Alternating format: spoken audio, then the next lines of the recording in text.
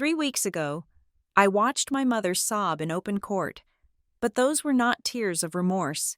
She crumbled because of a single question from the judge that silenced the entire room. My sister had spent nearly 2 years living a life of luxury using my credit and my future. When I went to the police, my parents called me vindictive. They had no idea the prosecutor held one detail that would destroy every excuse they had ever made.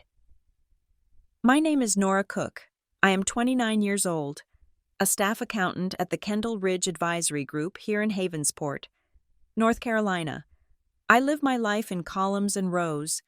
I find comfort in the fact that debits must equal credits, that for every action in a ledger, there is a corresponding reaction. It is a world of black and white, of balance. But as I sat on the hard wooden bench in the fourth row of the Oak Ridge County Superior Court, I realized that the math of a family never balances out. The air in the courtroom was stale, smelling of floor wax and old paper. It was quiet, save for the shuffling of files and the low murmur of the bailiff. Up at the front, sitting at the defense table, was my sister, Callie. She was wearing a soft gray cardigan that made her look small, fragile. She had her hair pulled back in a loose, messy bun, the kind that takes 20 minutes to perfect to look like you did not try at all. To her right sat our parents, Marlene and Greg Cook. My mother was weeping. Her shoulders shook with every sob, a performance of grief that was loud enough to be heard, but quiet enough to be respectful. My father had his arm around her, patting her shoulder with a rhythmic, heavy hand, his face set in a grim line of stoic suffering. Not once did they look back at me.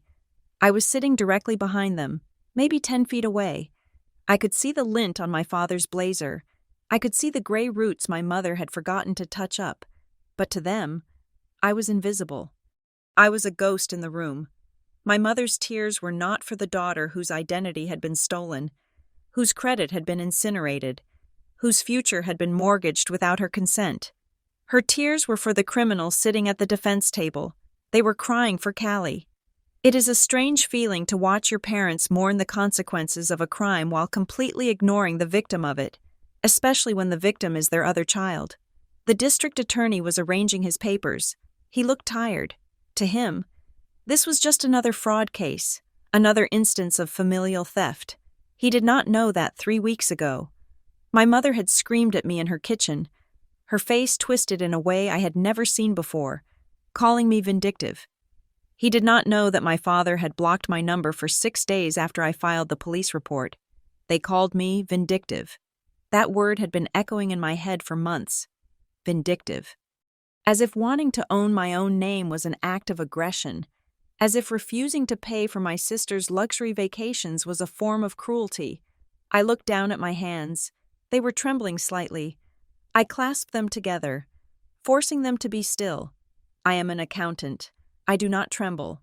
I solve problems. But this problem had started with a solution I did not ask for. It started on a Tuesday morning, exactly 4 months ago. I remember the day because the sky was that bruised purple color you get before a storm. I was drinking coffee, getting ready for a quarterly review meeting at Kendall Ridge. My phone buzzed on the counter. It was a credit monitoring alert. I usually ignore them. Usually. They are mundane notifications telling me my balance decreased or a statement was available. But this one was different. The subject line was red. New account opened. I frowned, unlocking my phone. I had not applied for anything. I was saving for a condo. I was meticulous. My credit score was my pride. It was the one thing I had built entirely on my own, separate from the chaotic orbit of the Cook family. I tapped the notification. The app took a moment to load, the little circle spinning. When the screen refreshed, my breath hitched in my throat. It was not one account. It was a cascade. First, a credit card with a limit of $15,000, then another with a limit of $10,000. A personal loan for $25,000 taken out 3 weeks prior. Store cards. Luxury retail lines of credit. I sat down on my kitchen stool because my legs suddenly felt like water. I scrolled down, my thumb shaking. Total debt, $92,000, $415.12. I stared at the number. $92,000. That is not just a number. That is a house. That is a graduate degree. That is 5 years of my salary after taxes and rent. That is a life. For a moment, I thought it was a glitch. A computer error. I called the credit bureau immediately. I remember the hold music. It was a tinny synthesized jazz that grated on my nerves. I sat there for 45 minutes, sweating in my air-conditioned apartment, staring at the wall. When the agent finally answered, I tried to keep my voice steady. I told her there was a mistake. I told her I did not open these accounts. She asked me verification questions. She asked for my social security number. She asked for my mother's maiden name. Then she read off the address associated with the applications. It was not my address. It was not a stranger's address. It was 42 Oak Creek Lane, my parents' house. I felt a coldness spread through my chest, heavier than the panic. It was a leaden, sinking weight. Because 42 Oak Creek Lane was where my parents lived, and for the last 18 months, it was also where Callie had been staying while she, in her words, got back on her feet. Callie, my sister. She is 4 years older than me, but she has always been the baby. She is the one who needs help. She is the one who feels things too deeply, who cannot hold down a job because the managers are always toxic, who cannot pay her rent because the universe is conspiring against her.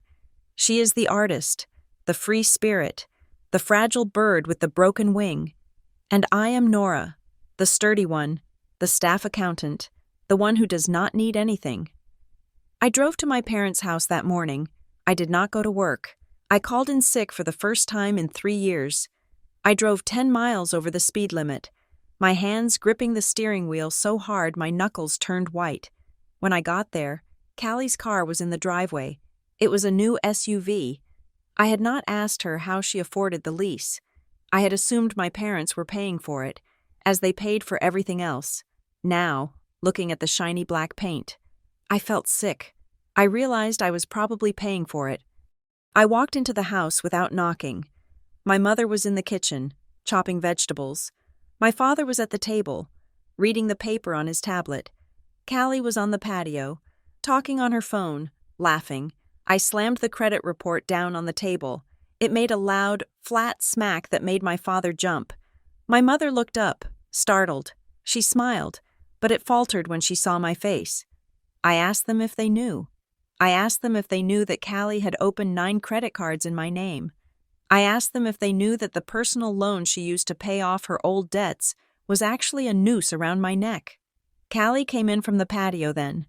She saw the papers, she saw my face, and she did not look surprised. She looked annoyed. She told me I was overreacting. She said she intended to pay it back. She said she just needed a bridge to get her to her next big break. She said she used my name because her credit was shot, and she knew I would not mind because we are sisters. We are sisters. I looked at my parents.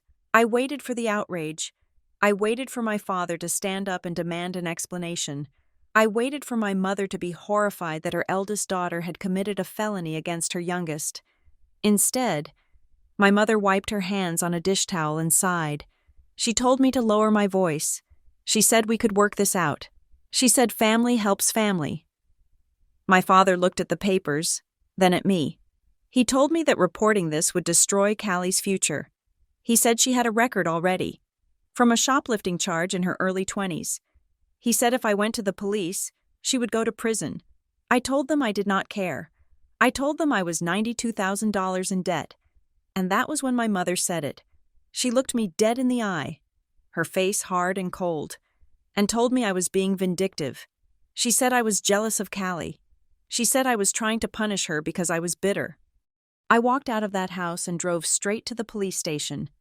Now, sitting in this courtroom, I watched the back of my mother's head. She was still crying. She was crying for the injustice of it all. How could her daughter, her Nora, be so cruel?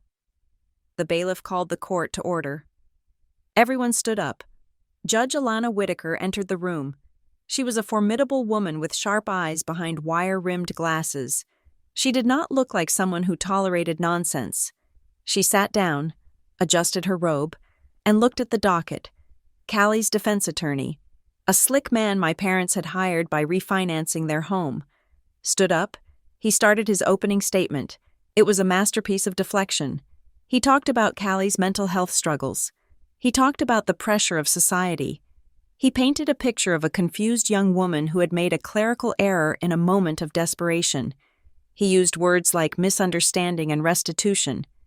He looked at the jury, though there was no jury today, just the judge for this hearing, and pleaded for leniency.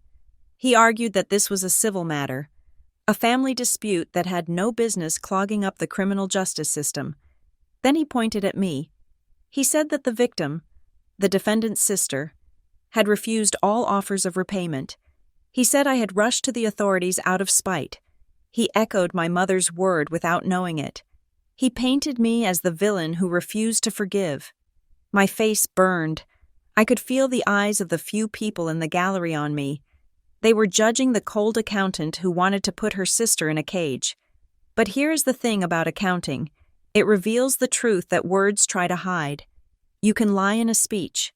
You can lie in a testimony. But you cannot lie in a bank transfer. I need to pause here and ask you something. I need you to really think about this. If you were me, if you had spent 10 years building a life of integrity, working 60-hour weeks during tax season, eating leftovers to save for a down payment, driving a 7-year-old sedan to keep your costs low, and then you found out that the people who were supposed to protect you had watched while your life was strip-mined to fund your sister's spa treatments and designer bags, what would you do? Would you swallow the debt? Would you pay $92,000 to keep the peace at Thanksgiving? Would you let them gaslight you into believing that protecting yourself is an act of war? Or would you burn the bridge to light your way out? Because I chose to burn it, and I would do it again. The prosecutor stood up. He was brief. He laid out the facts. Identity theft, wire fraud, forgery. He presented the timeline. He showed that while Callie was claiming she was depressed and unable to work, the credit cards in my name were being used at 5-star resorts in Florida and high-end boutiques in Charleston. My parents shifted in their seats. My father whispered something to my mother, and she dabbed her eyes harder. They still believed this was just a misunderstanding. They still believed that if they cried enough, the judge would send us all home with a stern warning and a group hug. But then, Judge Whitaker cleared her throat. The sound cut through the room like a gavel strike. She had been reading the file silently for several minutes. She closed the folder and took off her glasses. She looked at Callie, then she looked at my parents. She did not look at me. She did not need to. The room went dead silent. You could hear the hum of the air conditioning unit. Judge Whitaker leaned forward. She did not ask about Callie's mental health. She did not ask about my relationship with my sister.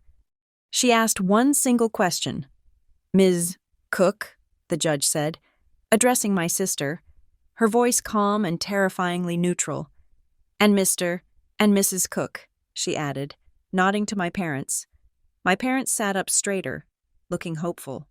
They thought this was their chance to speak, to beg. "I have reviewed the financial forensic report attached to the prosecution's Exhibit C," Judge Whitaker said. "If this was, as the defense claims, a desperate act of a struggling young woman trying to survive, and if the parents were, as they claim, completely unaware of the fraud," she paused. The silence stretched so tight I thought it would snap. "Then can someone explain to me why $18,200 of the cash advances taken from Nora Cook's fraudulent accounts were transferred directly into a joint checking account ending in 1127?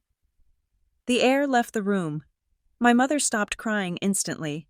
Her hand froze halfway to her face. My father's face went the color of ash. Account 1127. I knew that number. That was my parents' main checking account. I stared at the back of their heads. My mind raced. I knew Callie had stolen from me. I knew she had spent the money on herself, but I had assumed my parents were just enablers. I thought they were guilty of blindness, of favoritism, of cowardice. I never thought they were accomplices. Judge Whitaker's eyes drilled into my parents. "That account belongs to Greg and Marlene Cook, does it not?" No one spoke. My sister looked down at the table. My parents looked like statues. "The silence is deafening," the judge said. I sat back against the hard wood of the bench. The world tilted slightly on its axis. The betrayal I had felt an hour ago was a dull ache compared to the sharp, agonizing stab that hit me now. They didn't just protect her. They profited from her. They profited from me. And in that prosecutor's file, there was a detail I had not even seen yet, a detail that the judge had just hinted at. I watched the prosecutor flip to the next page, and I saw a photocopy of a check. I squinted. It wasn't just the transfers. There was something else. Something about the dates. My mind flashed back to last year. My parents had remodeled their kitchen. They had bought new appliances, stainless steel, a double oven. They told me my father had gotten a bonus. They told me they had saved up.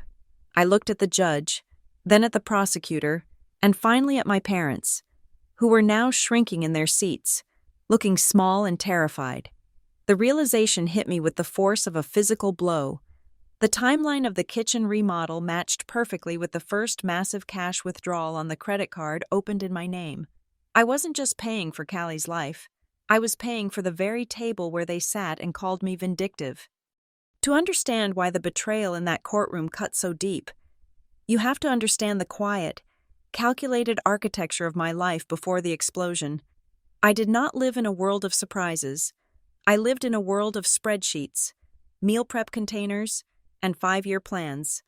My life was small by design. I lived in a 1-bedroom apartment in a complex called The Willows, which sounds scenic, but was actually just a block of beige stucco buildings near the highway. The carpet was thin. The appliances were from the late 90s, and the neighbors upstairs walked like they were wearing concrete boots. But it was mine. I paid the rent on the 1st of every month, usually 3 days early. I had a budget that I tracked down to the cent. Every Friday, I moved exactly 20% of my paycheck into a high-yield savings account labeled Future Condo. That condo was my North Star. It was not going to be a mansion.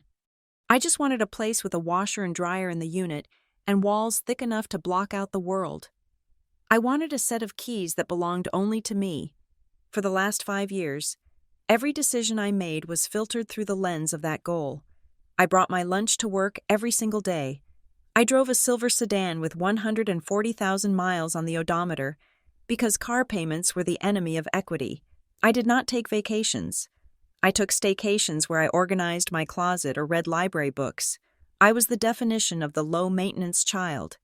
In every family dynamic, roles are assigned early, often before you can even speak. Callie was the fire. I was the water bucket. Callie was the crisis. I was the contingency plan. My parents never had to worry about me, and they wore that fact like a badge of honor. They would tell their friends at dinner parties that Nora was so independent, so self-sufficient. They said it with a smile, clinking their wine glasses, as if my independence was a genetic gift they had bestowed upon me rather than a survival mechanism I had forged in the absence of their attention. When I was 18, I filled out my own FAFSA forms for college. I sat at the kitchen table with a calculator and a stack of tax returns my father had reluctantly handed over, figuring out how to make the numbers work. Callie, meanwhile, had announced she wanted to go to a private arts college 3 states away to study theater design. The tuition was astronomical. My parents took out a second mortgage to make it happen. They told me they had to support her dreams because she was fragile, because her spirit needed the right environment to bloom. I went to the state university 40 minutes down the road. I worked 25 hours a week at a coffee shop to pay for my textbooks and gas. When I graduated with honors, my parents took us out to dinner at a chain restaurant. They bought me a nice pen. When Callie dropped out of art school after 3 semesters, because the professors did not understand her vision, they bought her a car to help her get back on her feet. That was the phrase that haunted our family. Getting back on her feet. Callie was always getting back on her feet. She was in a perpetual state of recovery from self-inflicted wounds. She would land a job, keep it for 3 months, and then quit in a blaze of dramatic glory because the manager was a narcissist or the vibes were toxic. She would come home crying, and my mother would make her tea. and my father would write a check to cover her rent while she looked for something that aligned with her soul. I watched this from the sidelines, biting my tongue until I tasted copper. I was the staff accountant. I knew that money was a finite resource. I knew that every check written to Callie was a withdrawal from the family's stability. But whenever I tried to point this out, I was shut down. I remember one specific Sunday afternoon about 2 years ago. I had stopped by my parents' house to help my father set up his new printer. Callie was there, lounging on the sofa in a pair of leggings that I knew cost $90 because I had seen them in a magazine. She was talking about her new plan to become a holistic life coach. I asked her how she was going to pay for the certification program. My mother jumped in before Callie could answer. She told me to stop grilling my sister. She said that Callie was finally feeling inspired again and that I should be supportive. Then she looked at me and gave me that toxic compliment. She said that I did not understand what it was like for Callie because I was so strong. She said I was a rock. She said I did not need help the way Callie did. It sounded like praise, but it was a dismissal. It was their way of justifying the fact that they had emptied their emotional and financial pockets for one child and left the other one to fend for herself. They penalized my competence to subsidize her chaos. I accepted it because I thought that was the deal. I thought that if I played by the rules, if I worked hard and caused no trouble, I would eventually get my reward. I thought that by not asking for anything, I was earning their respect. I was wrong. By not asking for anything, I was teaching them that I could be ignored. The injustice of it was a slow-burning acid in my gut. But I kept it contained. I focused on my credit score. It was a beautiful number, 810. It was a representation of my character. It meant I kept my promises. It meant I was reliable. I had never missed a payment in my life, not on a utility bill, not on a medical copay, not on a library fine. Callie, on the other hand, treated debt like a suggestion. She had defaulted on loans. She had maxed out cards and let them go to collections. She changed phone numbers to avoid debt collectors the way other people change hairstyles. And yet, she always seemed to have the newest iPhone. She always had a fresh manicure. She went to brunch 3 times a week and posted photos of avocado toast and mimosas with captions about self-love. I lived on leftovers and filtered water. And she lived on credit and charisma. The friction between our lifestyles was not just about money, it was about reality. I lived in the real world, where actions had consequences. Callie lived in a cushioned bubble where consequences were things that happened to other people, or things that mom and dad could fix with a phone call or a wire transfer. There was a moment, 6 months before the discovery, that should have been a warning sign. I was at my parents' house for my father's birthday. We were having cake. Callie had brought a gift, a fancy leather watch case. It was expensive.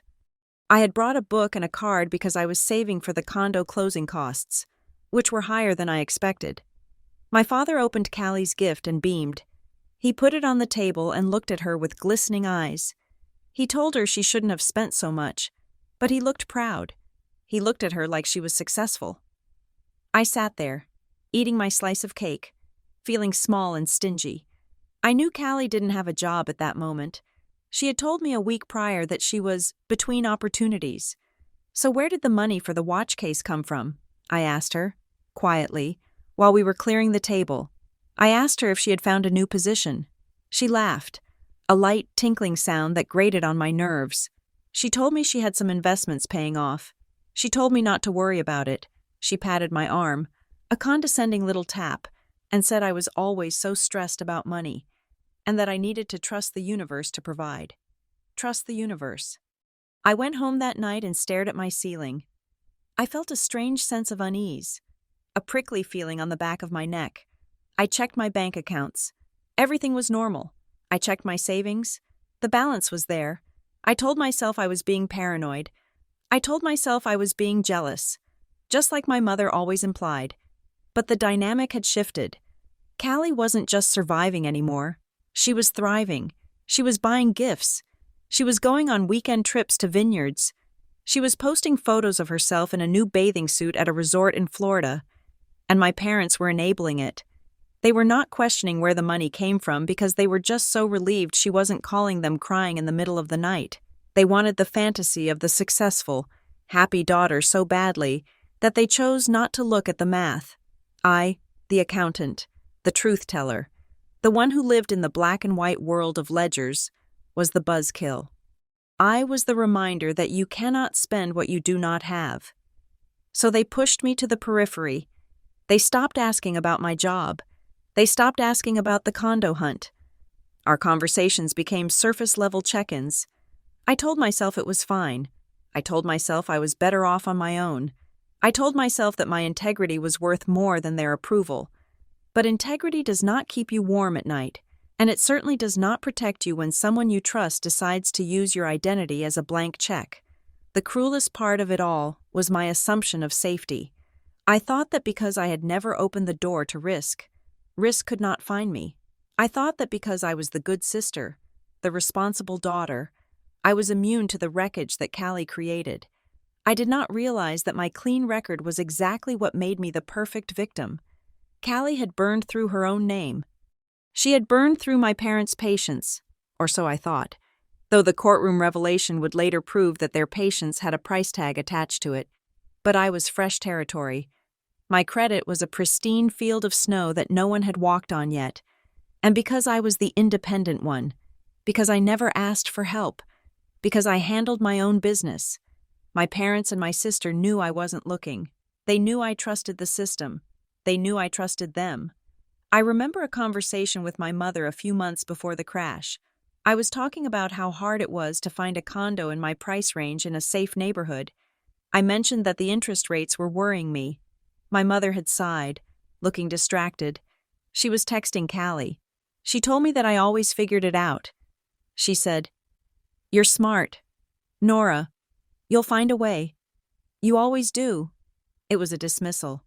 It was her permission slip to stop listening. But looking back, I wonder if it was something else. I wonder if it was a justification. If she told herself I was smart and capable, then maybe she didn't have to feel guilty about what was happening behind my back. If I was so strong, maybe I could handle the burden. Maybe they convinced themselves that I could absorb the blow that would have destroyed Callie. I used to think that keeping the peace meant swallowing my grievances. I used to think that maturity meant staying silent when things felt unfair. I thought that if I just kept my head down and did the right thing, the universe would balance the books. But I learned the hard way that silence is not a shield.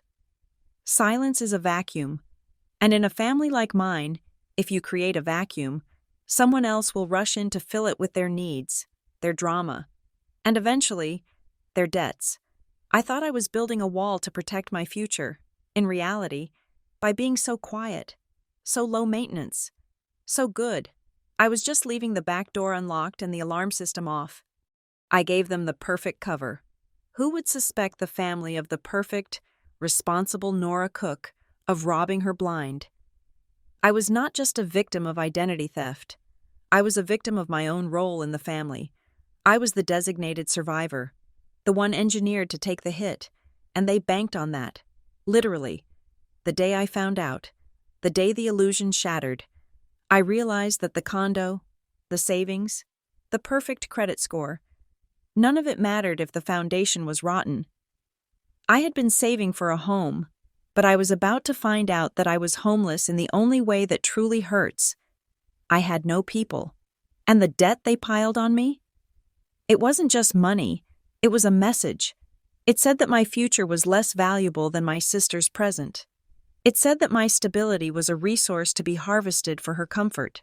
That realization hurts more than any collection call ever could.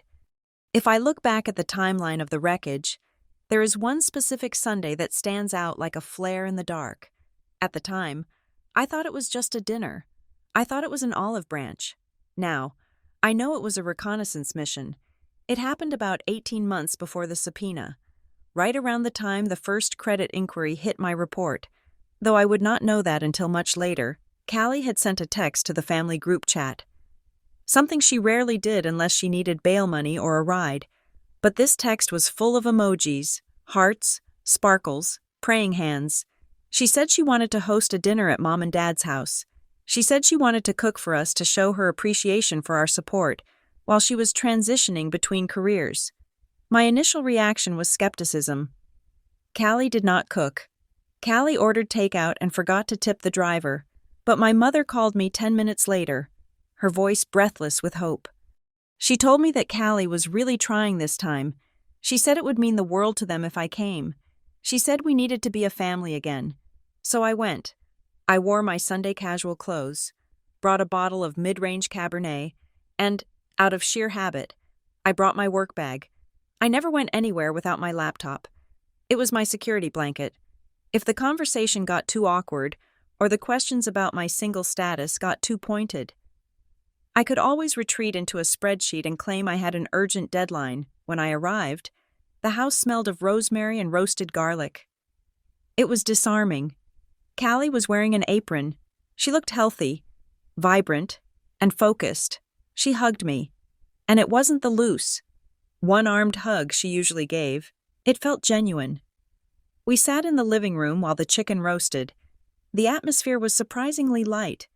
My father was telling a story about his golf game, and my mother was laughing. For a terrifyingly brief window of time, I let my guard down. I allowed myself to believe that maybe the chaotic chapter of our lives was closing. Then, the trap was sprung. It was so subtle I didn't even hear the click.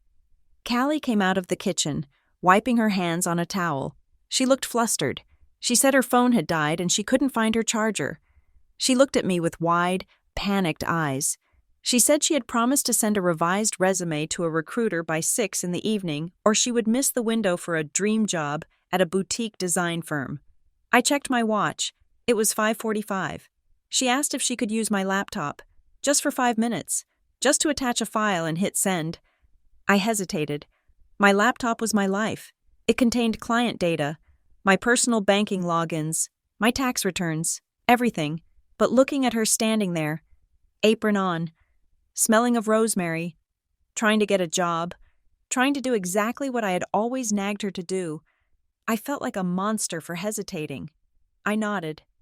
I pulled the laptop out of my bag, opened it, and typed in my password. I saw her eyes watch my fingers, but I didn't think anything of it. It was a long string of characters, impossible to memorize in one glance, or so I thought. I opened a guest browser window for her. I told her to go ahead. She smiled, that bright, dazzling smile that had gotten her out of speeding tickets and into VIP sections her whole life. She thanked me.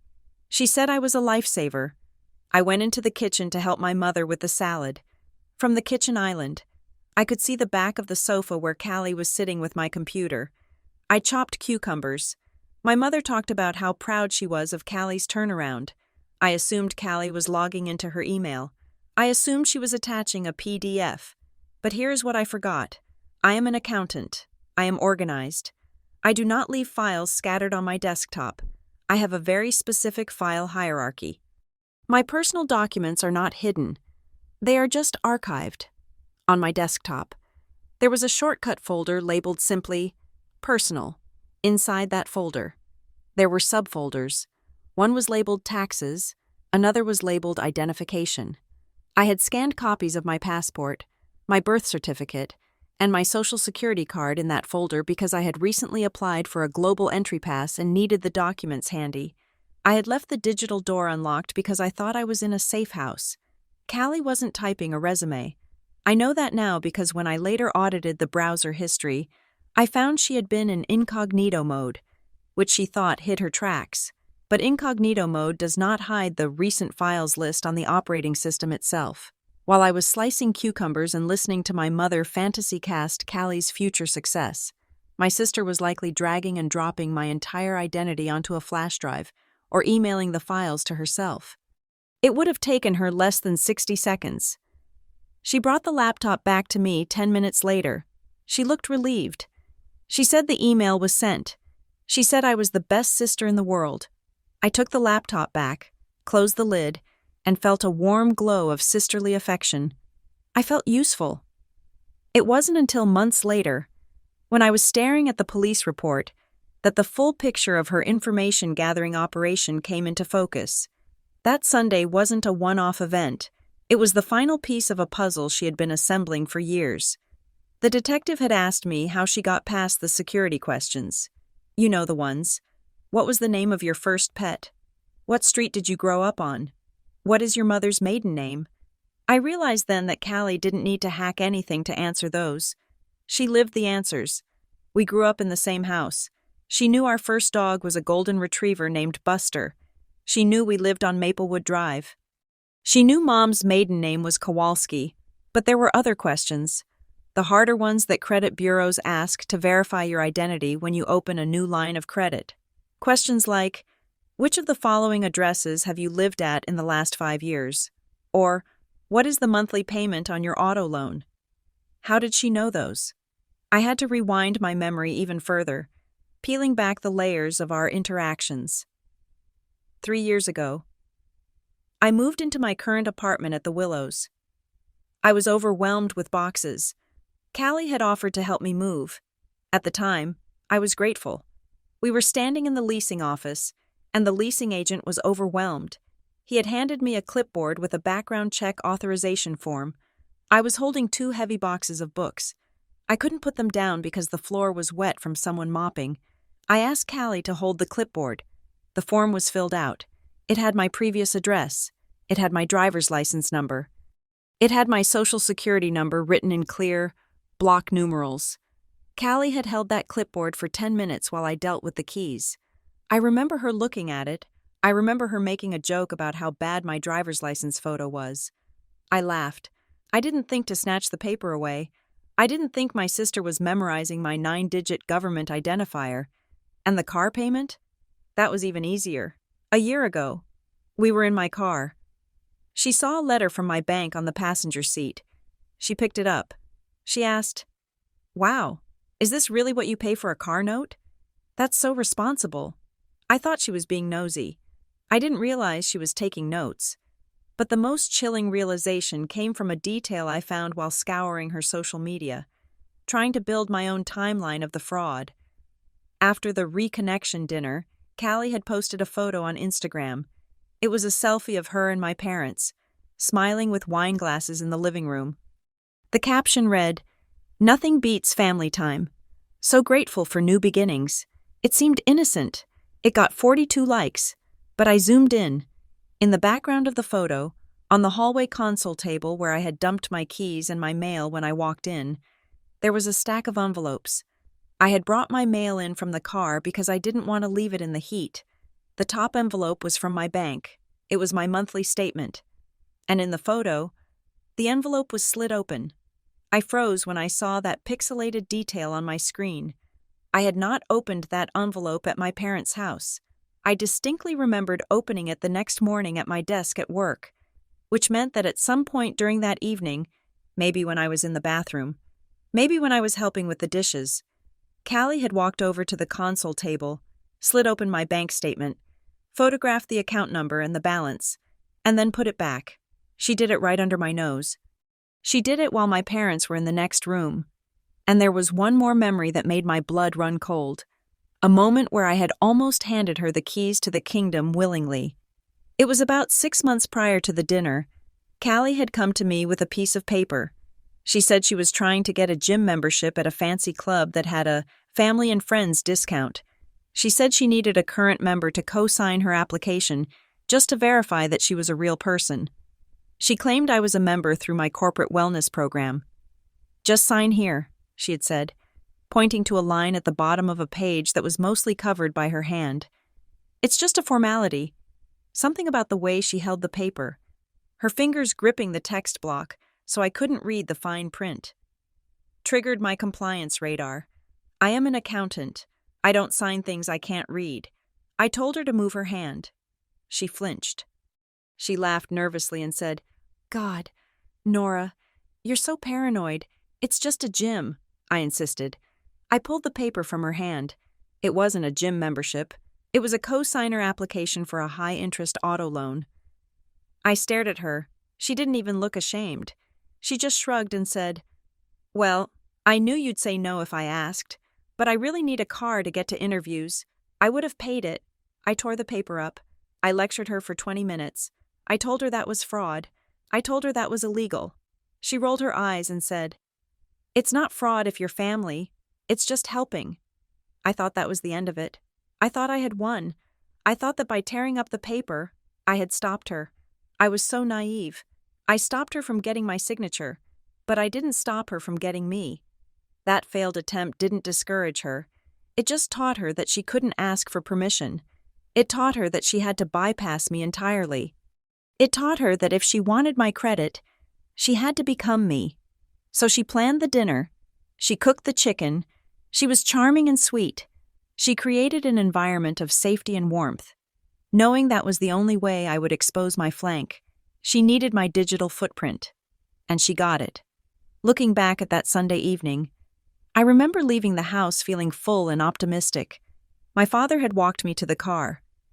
He had hugged me and said, "It's good to see you girls getting along. This is all your mother wants." I drove home thinking that maybe, just maybe, we were turning a corner. I didn't know that while I was driving home, Callie was likely already online, using the fresh data she had harvested from my laptop and that open envelope.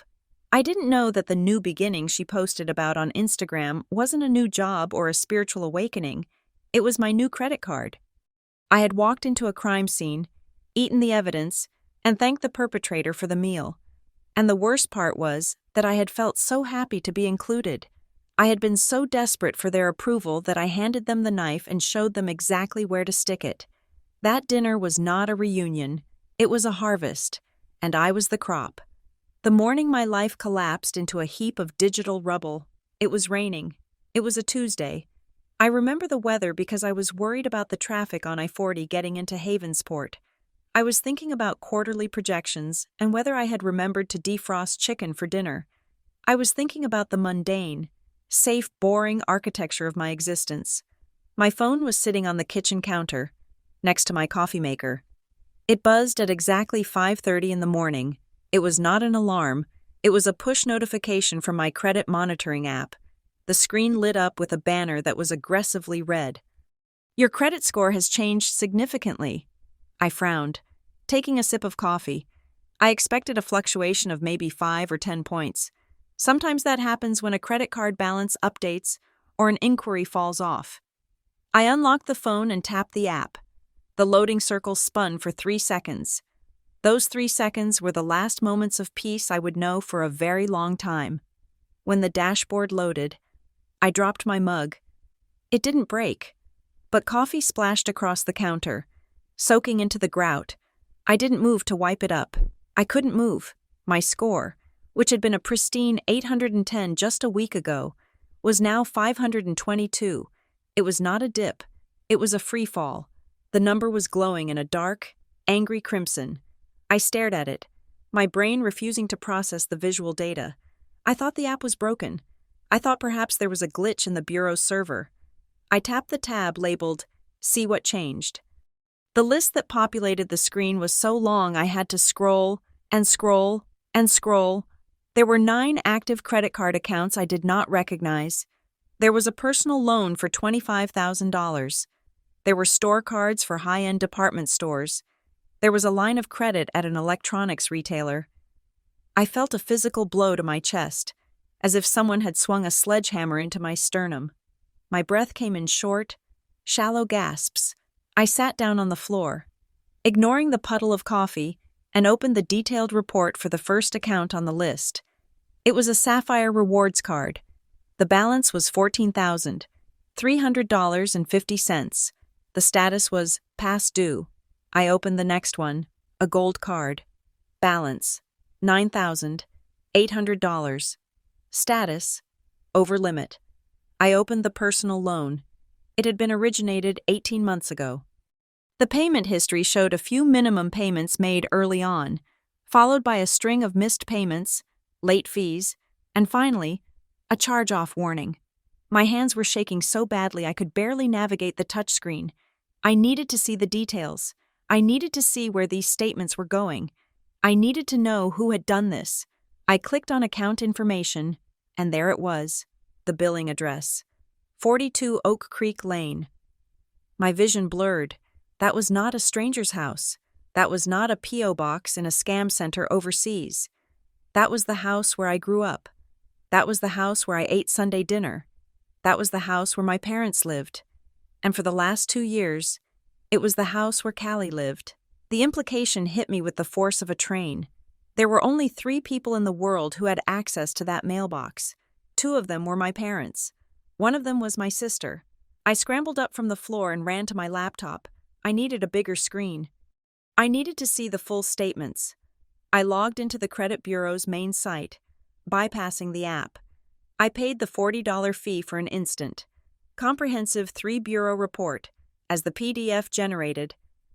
I felt a wave of nausea so potent I almost ran to the bathroom when the document finally opened. It was 60 pages long. I started reading. This was not just a case of someone opening a card and going on a spree last week. This was a systematic, long-term parasitic operation. The oldest account dated back nearly 20 months. That was shortly after Callie had moved back in with Mom and Dad after her mental health break from her job in Atlanta. I grabbed my phone and dialed the number on the back of the first credit card listed in the report. I found the number online since I obviously didn't have the physical card. The automated system asked for my social security number. I entered it. It recognized me. "Please enter the zip code of your billing address," the robotic voice said. I entered my own zip code. "I'm sorry. That entry does not match our records." My stomach turned over. I entered my parents' zip code. "Thank you. One moment while we transfer you to a specialist." When the agent came on the line, her voice was cheerful. She asked how she could help me today. I tried to keep my voice steady, but it came out sounding brittle and thin. I told her I was looking at a credit report for an account I did not open. I told her I believed I was a victim of identity theft. The agent's tone shifted instantly to professional concern. She began the verification process. She read off the recent activity to confirm the fraud. "I see a charge here from yesterday," she said. $350 at the Gilded Lily Spa in Havensport. Did you authorize this?" "No," I whispered. "And I see a series of charges from last week. A flight to Miami on Delta Airlines for $480, a hotel stay at the Oceanside Boutique Hotel for $2,000, $200. Did you authorize these?" "No." "And looking back further?" she continued, her typing clicking in the background.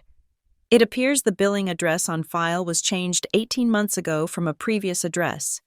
The user verified the change by providing the mother's maiden name and the correct social security number." I closed my eyes. "What is the name on the secondary card holder?" "There is no secondary card holder, ma'am," she said. "The primary name on the card is Nora Cook, but the authorized user added for purchasing privileges is listed as, let me check, C.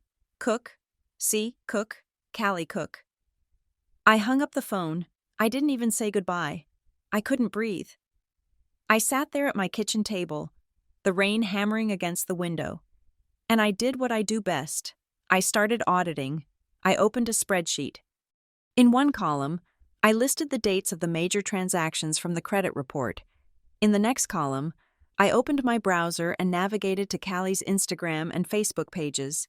I was about to perform a cross-reference of my sister's healing journey against my stolen credit line. The first match was sickeningly perfect.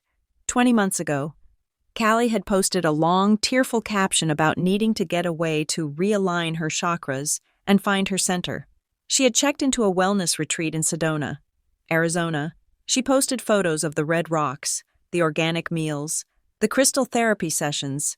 My parents had told me that a wealthy friend from college had treated her to the trip because they were worried about her. I looked at the credit report. Date, October 12th. Merchant, Red Rock Spirit Sanctuary. Amount, $3,500. Card. The Visa signature opened in my name 4 days prior. I scrolled down. 6 months ago. Callie had started her influencer phase. She was posting about upgrading her aesthetic. She had new highlights, a new wardrobe, and was getting weekly facials. She told us she was bartering services with local businesses in exchange for social media exposure. I looked at the credit report. I told you about that morning. Here's the part I couldn't process then. Date range: March through May. Merchant. Salon Lumina. Merchant. Saks Fifth Avenue. Merchant. Glow Med Spa. Total charges: nearly $6,000. She wasn't bartering, she was buying, and I was paying. But the worst part wasn't the luxury goods, it was the cash advances. Scattered throughout the statements were ATM withdrawals: $500 here, $200 there.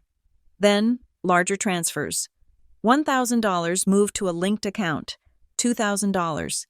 This wasn't just lifestyle inflation, this was siphoning. She was draining the liquidity out of my credit line and turning it into untraceable cash.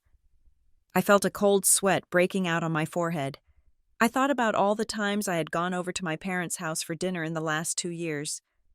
I thought about how tired I looked because I was working extra hours to save for my down payment. I thought about my coat, which had a fraying hem that I kept meaning to fix because I didn't want to buy a new one. I thought about Callie sitting across from me, wearing a cashmere sweater that I now realized I had bought, drinking wine that I had likely paid for, telling me that I needed to live a little. She had been living my life. She had been eating my future. I kept scrolling, my anger hardening into something sharp and dangerous, and then I found it. The transaction that made me stop breathing entirely. It was dated September 14th of last year. September 14th is my birthday. I remembered that day clearly. I had worked late. My parents had called me for a combined total of 4 minutes. They sent a card with a $50 check. Callie had sent a text message that said, "HBD sis, love ya." I had spent the evening alone, eating takeout sushi and watching a documentary, feeling a little lonely but telling myself that at 28, birthdays weren't a big deal. I looked at the statement for that day. Transaction date: September 14th. Merchant. Diamond District Jewelers. Amount: $1,850. I clicked on the transaction details.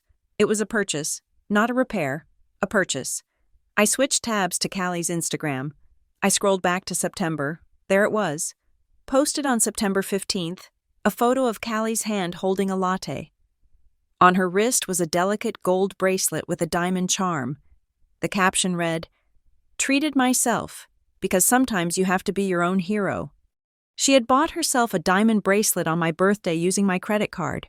The cruelty of it was so specific, so intimate, that it felt like a physical slap. It wasn't just theft, it was mockery. She had taken the day that was supposed to be mine and used it to celebrate herself, using my resources to do it. She had worn that bracelet to Thanksgiving. She had worn it to Christmas. I had complimented her on it. I remembered saying, "That's beautiful, Cal." And she had smiled and said, "Thanks. It was a splurge, but I deserved it." I pushed the laptop away. I stood up. I couldn't be in the apartment anymore. The walls felt like they were closing in. I grabbed my keys and walked out the door. I didn't know where I was going. I just drove. I drove toward the highway, the rain lashing against the windshield. My mind was a loop of numbers and dates. $92,000, 18 months, September 14th. I pulled into the parking lot of my office building, but I didn't turn off the car. I sat there, the engine idling, the windshield wipers slapping back and forth. I looked at the building where I had spent thousands of hours staring at spreadsheets, ensuring compliance, balancing other people's books. I was a staff accountant. My entire professional reputation was built on financial integrity. If this debt went to collections, if I was sued, I could lose my CPA license, I could lose my job. This wasn't just a family dispute. This was an existential threat. I thought about my parents. I thought about how they would react. I knew, with a sinking certainty, that they would ask me to absorb it. They would tell me that Callie was sick. They would tell me that money wasn't everything.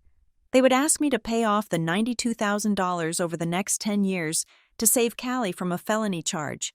They would ask me to set myself on fire to keep her warm. I turned off the ignition. The silence in the car was sudden and heavy. I looked at my reflection in the rearview mirror. I looked pale. My eyes were wide and dark. But I didn't look like a victim. I looked like someone who had just woken up from a very long coma. For 29 years. I had been the peacekeeper. I had been the one who swallowed the insults, who accepted the double standards, who stepped aside so Callie could have the spotlight. I had prioritized the harmony of the Cook family over my own dignity. But $92,000 is not harmony, it is a hostage situation. I picked up my phone. I had two choices. Choice A, call my parents, cry, let them gaslight me, let them convince me to set up a payment plan for a debt I didn't create, keep the secret, save the family image, lose my condo, lose my pride, lose the next decade of my life. Choice B, treat this exactly as what it was, a crime. I looked at the police station's address on the GPS. It was 3 miles away. If I went there, I would be the bad daughter. I would be the one who broke the family. I would be called vindictive. I would be ostracized. But if I didn't go, I would cease to be a person. I would just be an ATM with a pulse. I gripped the steering wheel. The anger that had been bubbling in my chest finally cooled into something solid. It was no longer a fire. It was steel. I realized then that the peace I had been maintaining was actually just my own submission, and I was done submitting. I restarted the car. I didn't put it in reverse to back out and go to work. I put it in drive. I was not going to the office today. I was going to the precinct. They had used my name to build a lie. Now, I was going to use my name to sign the statement that would tear it all down. The drive to 42 Oak Creek Lane usually took 20 minutes. I made it in 12. I did not turn on the radio. I did not cry. My hands were gripping the steering wheel at 10 and 2. Not out of safety, but because if I let go, I was afraid I might start breaking things. The rain had stopped, leaving the streets slick and gray, matching the color of the world as I now saw it. When I pulled into the driveway, I saw it, the black SUV. It was parked right in the center, blocking the path to the garage. Aggressive and shiny, it looked like a trophy. I parked my 7-year-old sedan on the street because there was no room for me in the driveway of the house I grew up in. I sat in the car for 10 seconds. Staring at that SUV, I knew, from the credit report burning a hole in my passenger seat, that the lease payments on that car were likely coming from a bank account that had been padded with cash advances from my name. It wasn't just a car. It was a physical manifestation of my stolen labor. I grabbed the folder containing the credit report and the spreadsheets I had printed. I walked up the driveway. I did not use my key. I rang the doorbell. It was a petty act, I know. But I no longer felt like a resident of this family. I was a creditor coming to collect. The door opened. It was Callie. She was wearing a silk robe, one I recognized from a charge at a boutique called The Silken Thread 3 months ago, and holding a mug of tea. Her hair was wrapped in a towel. She looked fresh, relaxed, and glowing. She looked like someone who didn't owe a dime in the world. "Nora?" she said, blinking. "I didn't know you were coming over. Mom's at the store, but she'll be back in—" I pushed past her. I didn't touch her, but the force of my entry made her step back, spilling a little tea on the hardwood floor. "Hey!" she yelped. "What is your problem?" I walked straight into the living room and threw the file onto the coffee table. The papers fanned out, sliding across the polished wood. "My problem," I said, my voice shaking with a terrifying kind of calm, "is that I just spent the morning reading my financial autopsy." Callie looked at the papers, then at me. A flicker of something crossed her face. Not guilt, but annoyance, the look a teenager gives when asked to clean their room. She walked over, tightened her robe, and sighed. "Is this about the credit score thing?" she asked. "I told Mom you'd probably see it eventually. I was going to tell you." "Nora, really?" I stared at her. "You were going to tell me? When? After you hit $100,000? Or were you waiting for the sheriff to serve me with a lawsuit?" "You're being dramatic," she said, waving a hand. "It's not that big of a deal. I'm handling it." "Handling it?" I laughed, a short, sharp sound that hurt my throat. "There are 9 credit cards. Callie, there is a personal loan. There are charges for hotels, for flights, for jewelry. You bought a diamond bracelet on my birthday. On my birthday? She flinched at that. Just slightly. I was going through a hard time. Nora, you know that. I needed to feel valued. I needed a pick-me-up. So you picked my pocket? It's not stealing, she snapped, her voice rising to match mine. It's borrowing. I'm going to pay it back. I have this new opportunity coming up with a lifestyle brand. And once the sponsorship money hits, I'll clear the balances. I have a plan.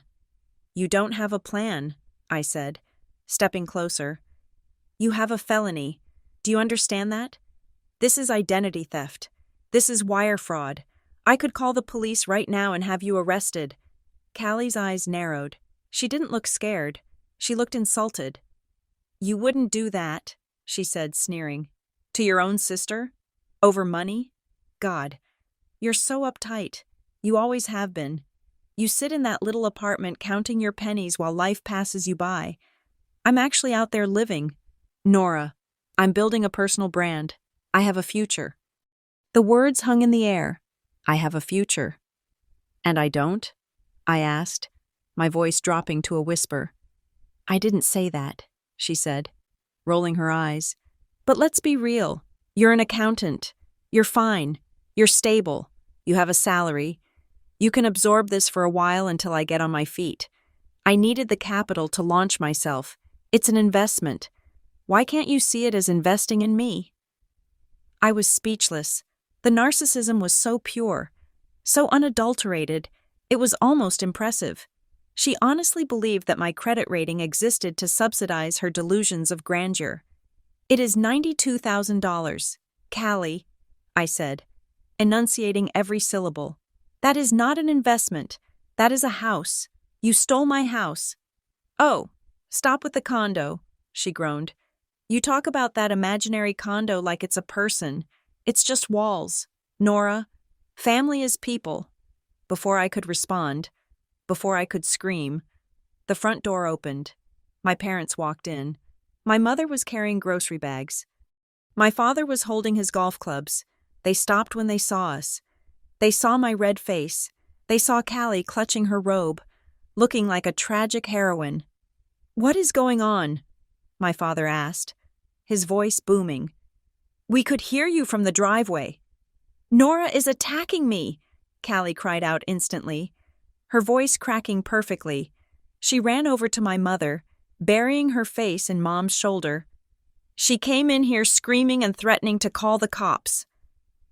My mother dropped the grocery bags. A carton of eggs might have broken. I didn't care. She wrapped her arms around Callie and looked at me with a mixture of confusion and disappointment. Nora, my mother said, why are you upsetting your sister? You know she's fragile right now. She's not fragile. Mom, I said, pointing at the papers on the table. She's a criminal. Look at the table. My father walked over and looked down at the credit report. He picked up a page. He adjusted his reading glasses. I watched his eyes scan the lines. I saw him pause at the total balance. I saw him wince. This is a lot, he muttered. It's $92,000, I said. And it's all in my name. She opened these accounts using the information she stole from my laptop when you invited me over for dinner.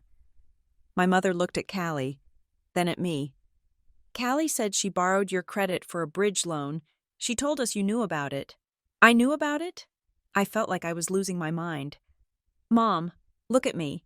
Do I look like I would authorize $92,000 in debt for spa treatments and trips to Miami? Well, my mother hesitated. I thought maybe you were helping her, you know, since you're doing so well. I am not doing that well, I shouted. Nobody is doing that well. This is financial ruin. Mom, my credit score is destroyed. I can't buy a house. I can't get a car loan. If my employer finds out, I could be fired. My father put the paper down. He looked tired. He didn't look angry at Callie. He looked annoyed at the situation. Okay, my father said, holding up his hands. Let's lower the volume. There's no need to use words like criminal or stolen. It's a family misunderstanding. A misunderstanding is borrowing a sweater without asking, I said. This is fraud. Nora, stop it, my mother snapped. She was rubbing Callie's back. You're making it worse. We can fix this. We just need to sit down and figure it out. Fine, I said. I reached into my bag and pulled out a document I had typed up in the car on my laptop before driving over. I had stopped at a print shop on the way. It was a formal repayment agreement. I am willing to keep the police out of this, I said, my voice hard. But only if we do this legally. This is a promissory note. It states that Callie acknowledges the debt of $92,000 and agrees to a payment plan of $1,500 a month until it is paid off, with interest. It needs to be notarized. I want her to sign it. Today. I slapped the document onto the table next to the credit report. The room went silent. Callie looked at the paper like it was a venomous snake. I can't sign that, she said, her voice small. Why not? I asked. You said you were going to pay it back. You said you have a plan. If you intend to pay, signing this shouldn't be a problem. But it's a legal document, Callie stammered. What if I miss a payment? What if my sponsorship falls through? Then I can sue you, I said. That's the point. It's called accountability. Callie looked at my parents, her eyes wide with panic. Mom, Dad, she's trying to trap me. If I sign that, she'll own me. She'll garnish my wages. She'll put me in jail if I'm late. My mother looked at the document, then at me. Her face hardened. Nora, she said, her tone icy. Put that away. We do not sue family in this house. She stole from me. Mom! She borrowed, my mother corrected. And she is struggling. How can you expect her to commit to that kind of monthly payment? She doesn't even have a steady income right now. You are setting her up to fail. She set herself up when she committed fraud, I screamed. Lower your voice, my father barked. He looked at the window, checking if the neighbors were watching. We are not going to have a scene. Callie made a mistake, a big one, but we are not going to ruin her life with legal papers and police records. So you want me to ruin my life instead? I asked. I looked from my father to my mother. That's what you're asking. You want me to eat this debt? My mother sighed. She walked over to me, and for a second, I thought she was going to hug me. Instead, she put a hand on my arm and gave me a look of patronizing pity. Nora, honey, she said softly, you're the strong one. You always have been. You know how to manage money.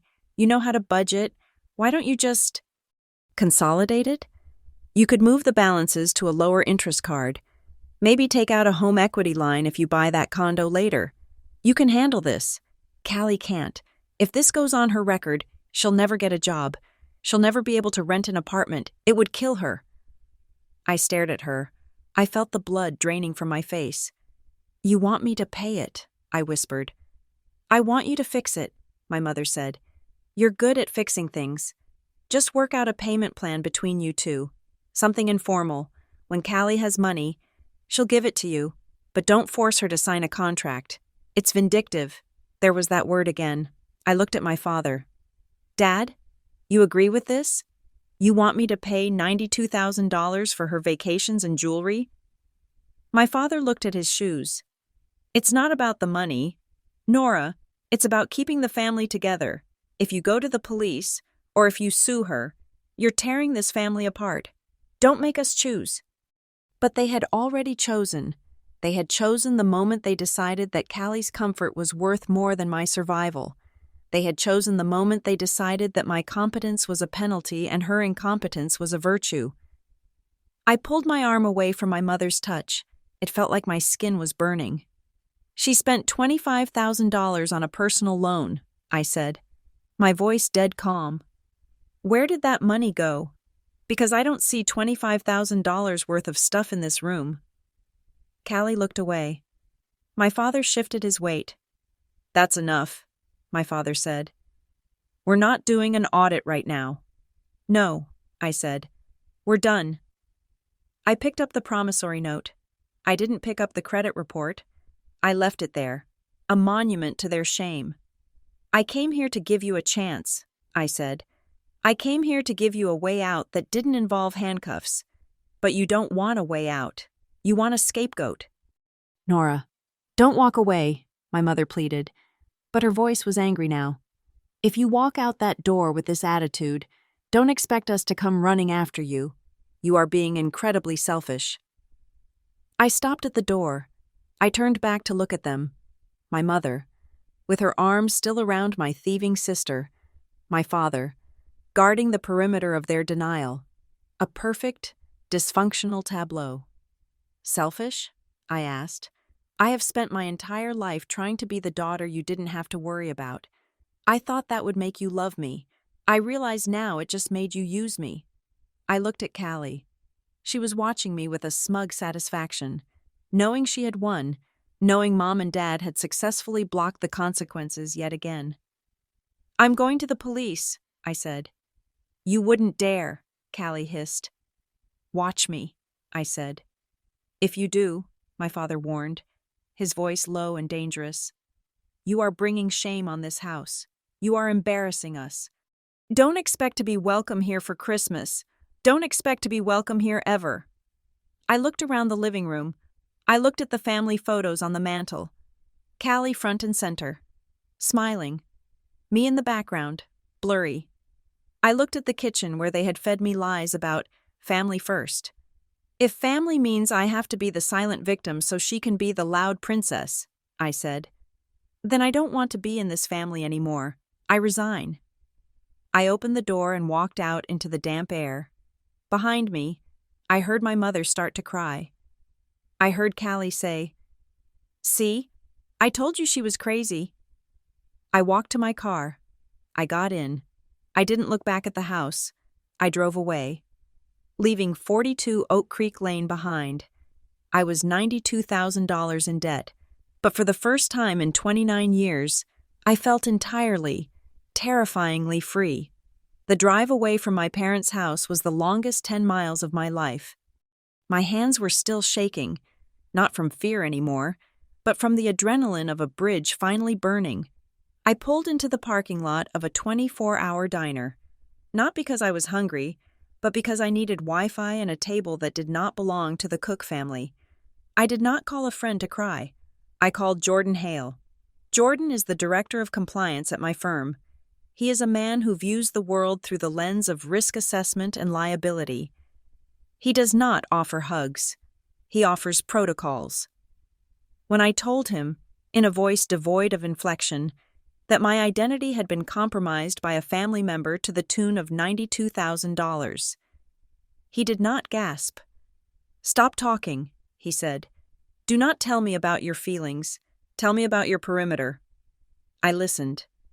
"You are currently a bleeding asset," Jordan said, his voice crisp through the phone speaker. "You need to apply a tourniquet. Do not wait for the police. The police write reports.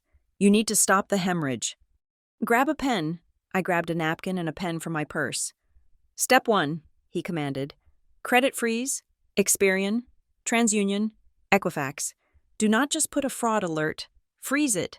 Make it so that no one, not even you, can open a lemonade stand in your name without a PIN number that is 20 characters long."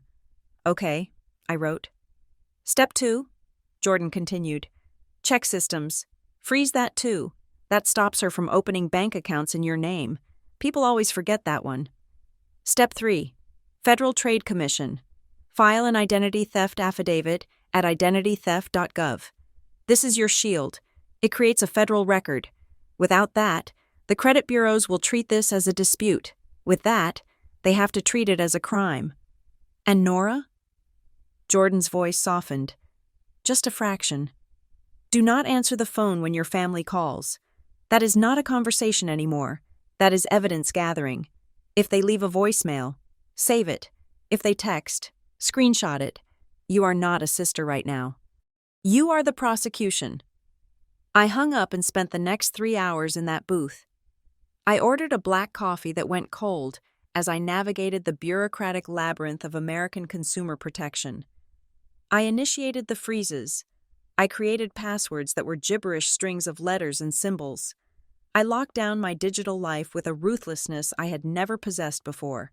When the screen on my laptop finally showed the confirmation from the FTC, I felt a strange sensation in my chest. It was the feeling of a door slamming shut.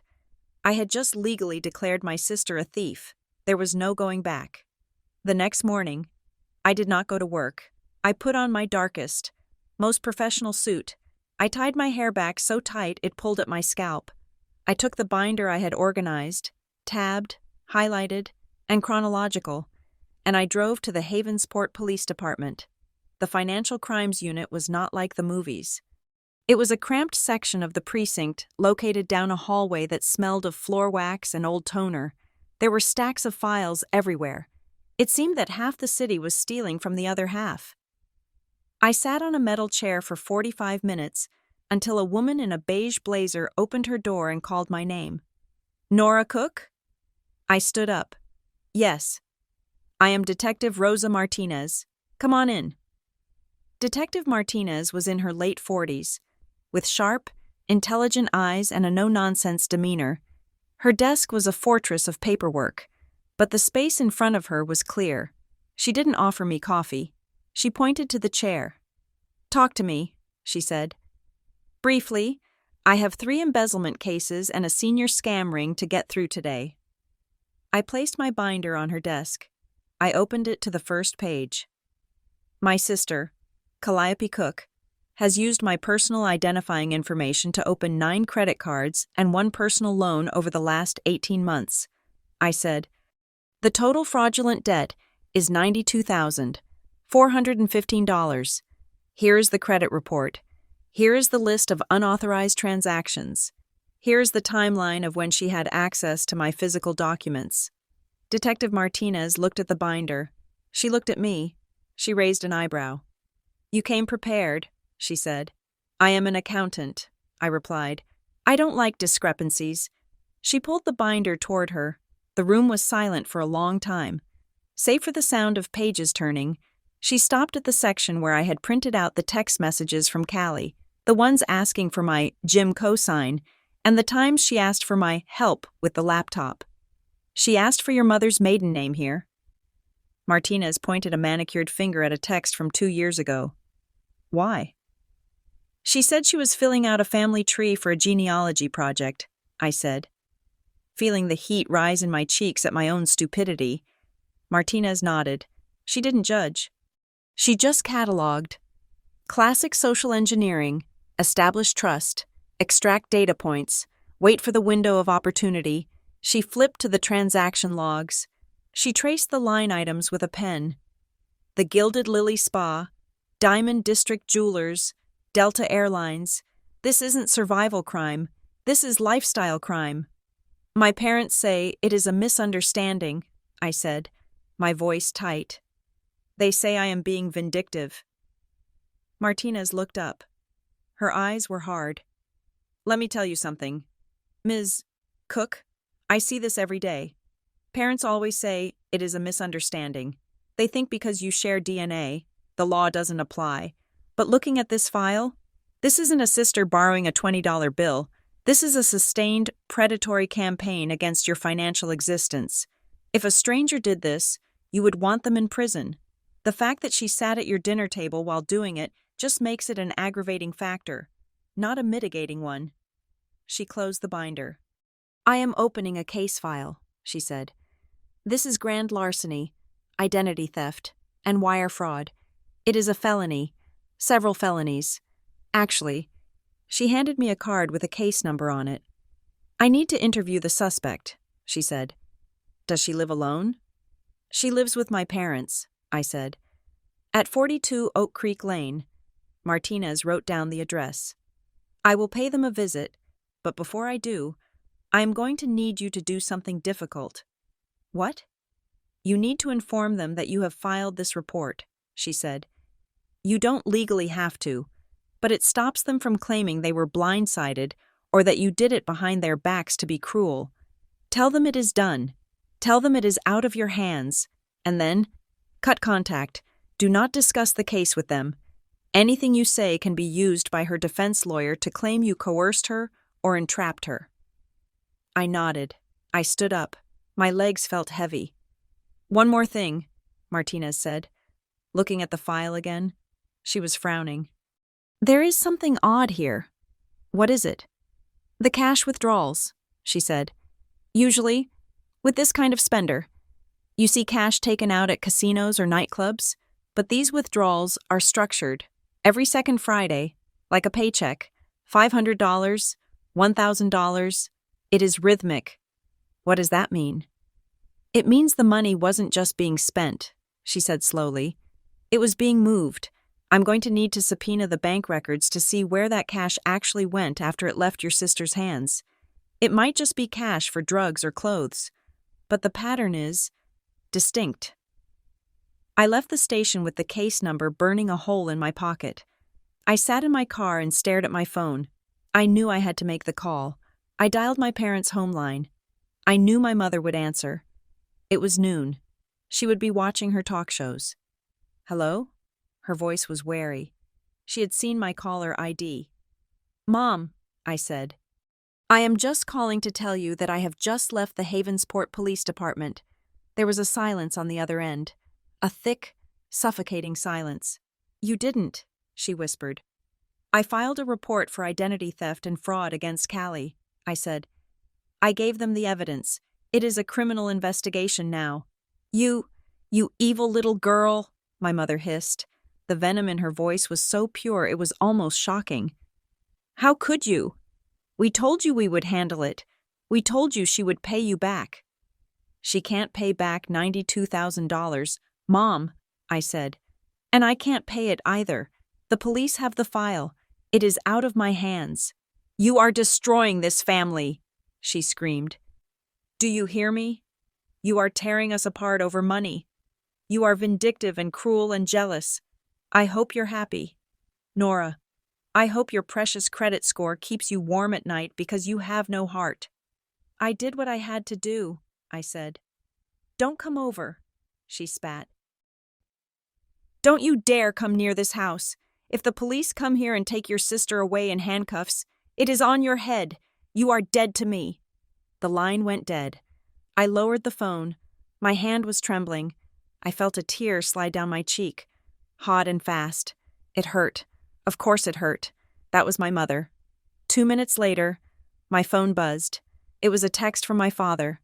I looked at the screen. "If you do not withdraw that report by 5 o'clock today, do not bother calling us again. You are making a mistake that you cannot undo. Choose wisely." I stared at the message. Choose wisely. I typed a reply. My fingers were steady now. I already chose. I blocked his number. Then I blocked my mother's number. Then I blocked Callie's number. I drove back to my apartment. It was quiet. It was empty, but for the first time in 18 months, the air felt clean. I was alone. Yes, but I was safe. Later that evening, Detective Martinez called me. "Ms. Cook," she said, "I have started the preliminary trace on those cash withdrawals I mentioned." "Did you find something?" I asked. "I found a pattern," she said. "And I found a receiving account for some of the transfers that weren't cash. It's an internal transfer within the same bank, which makes it easier to see." "Where did the money go?" "I can't give you the name on the account yet because I need a judge to sign the subpoena to unseal the full details," Martinez said, her voice dropping an octave. "But I can tell you the last 4 digits of the receiving account. It keeps popping up. Over $18,000 went there." I held my breath. "What are the digits?" 1127, she said. The phone almost slipped from my hand. 1127. I knew that number. I had written checks to that account number when I was in college and needed to pay my parents back for car insurance. I had deposited money into that account when I helped them set up their online banking years ago. That was my parents' joint checking account. "Are you still there, Ms. Cook?" Martinez asked. "I'm here," I whispered. "Does that number mean anything to you?" "Yes," I said. "It means you need that subpoena. Detective, you need it right now." "I thought so," she said grimly. "We aren't just looking at a sister anymore. Are we?" "No," I said, staring at the blank wall of my apartment. feeling the final timber of the bridge I had burned turn into ash. "We are looking at a family business." The text message from my father came on a Thursday afternoon. 2 days after I had filed the police report, it was deceptively brief. It said, "Come home on Saturday at 2 o'clock. We are going to settle this. Aunt Linda and Uncle Mike will be there to mediate." I stared at the screen. Mediation. It sounded so official, so reasonable. In the corporate world, mediation is where two parties sit down with a neutral third party to find a compromise. In the Cook family, I knew exactly what it meant. It was not a mediation, it was a tribunal, and I was not the plaintiff. I was the defendant who had dared to break the code of silence. I almost didn't go. Jordan Hale, my compliance officer friend, had told me to cut contact. But there is a part of you, no matter how old you get or how much they hurt you, that still wants to explain yourself to your family. You still want to believe that if you just lay out the facts clearly enough, if you just show them the math, they will finally say, "Oh, we see it now. You were right." I was still naive enough to want that validation. So, I went.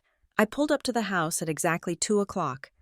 There were 3 extra cars in the driveway: my Aunt Linda's beige sedan, my Uncle Mike's truck, and a cousin's hatchback.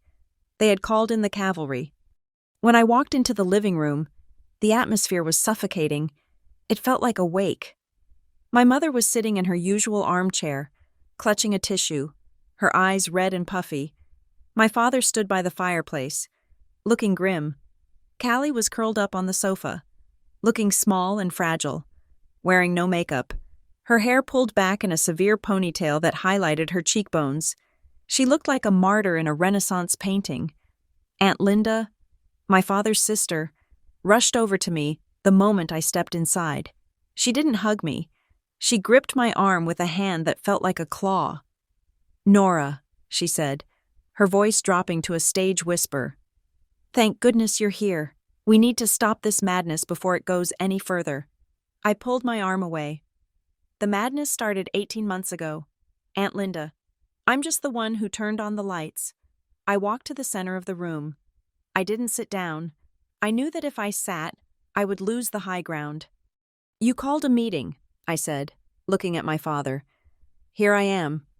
"We are here because we are a family," my father began, his voice heavy with disappointed authority.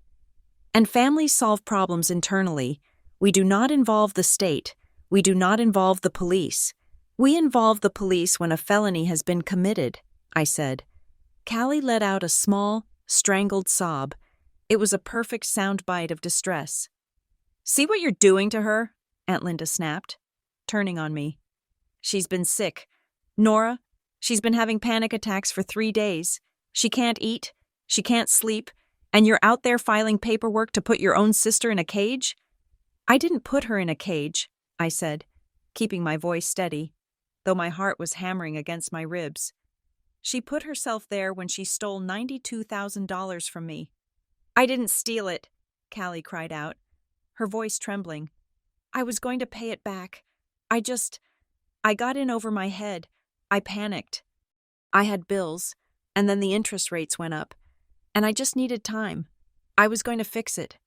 Nora, I swear. You bought a diamond bracelet on my birthday." "Callie," I said, "was that panic? Was that survival?" "It was a moment of weakness," she wailed. "I was depressed. I needed to feel something other than despair." "Oh, for heaven's sake." "Nora," Uncle Mike chimed in. He was sitting in the corner, arms crossed over his chest. "Money is just money. You can always make more money. You can't make another sister.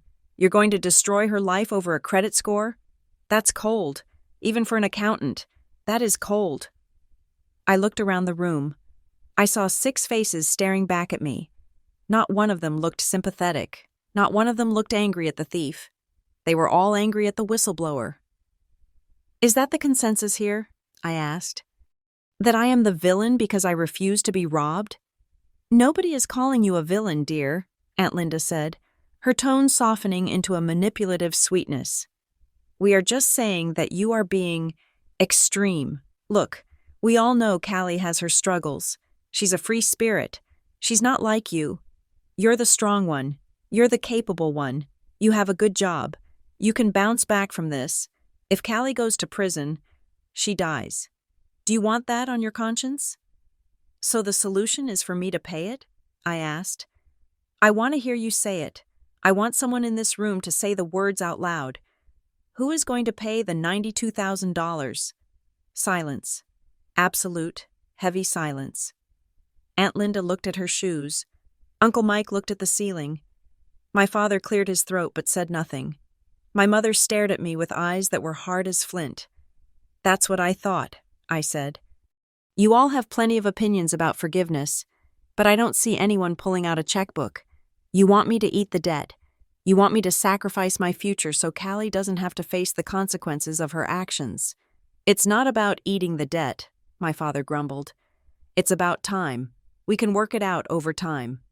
I don't have time, I said. The interest is compounding every day. My credit is ruined. I can't rent an apartment. I can't buy a car. I am paralyzed. I reached into my bag and pulled out a folder. It contained the same promissory note I had tried to get signed before, plus a new document, a formal assumption of debt affidavit. I have a solution, I said. If you want me to drop the charges, here is what needs to happen, today, right now. I placed the papers on the coffee table.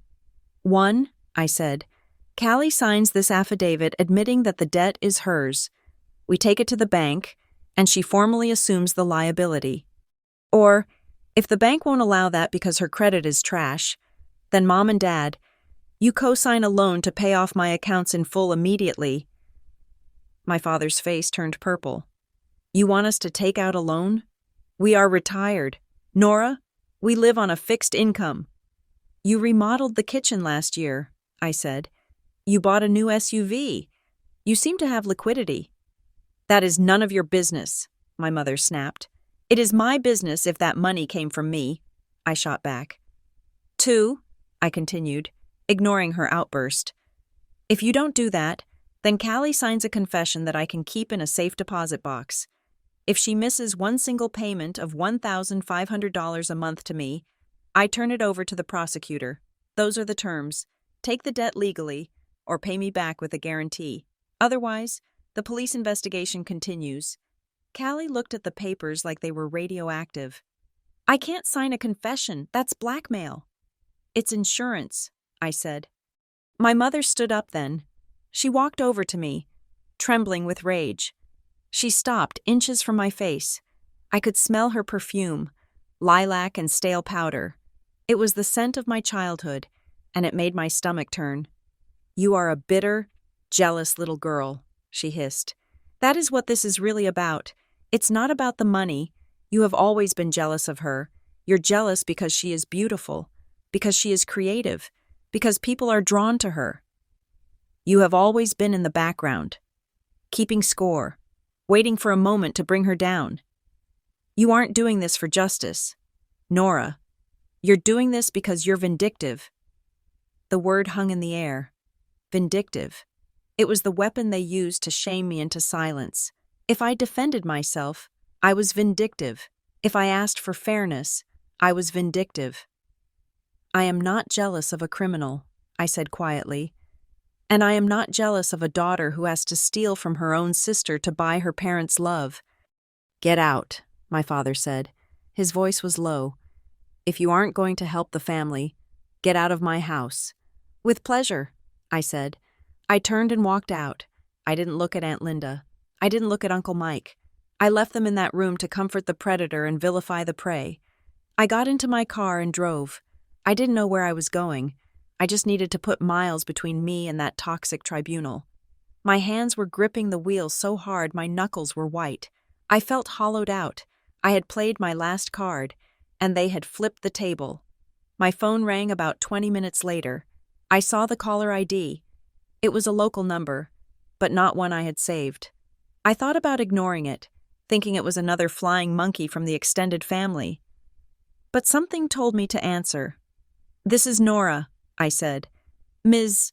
Cook, this is Detective Martinez. Her voice was like a bucket of ice water. snapping me back to reality. "Detective," I said, pulling my car over into the parking lot of a pharmacy. "Is everything okay?" "I need to update you on the subpoena," she said. Her tone was different than before. It was sharper, more urgent. "We got the preliminary records back from the bank regarding those cash withdrawals and the internal transfers." "Okay," I said. "Did you find out where the money went?" "We did," she said. "It's more complicated than we thought. Your sister wasn't just pulling cash out of an ATM and putting it in her pocket.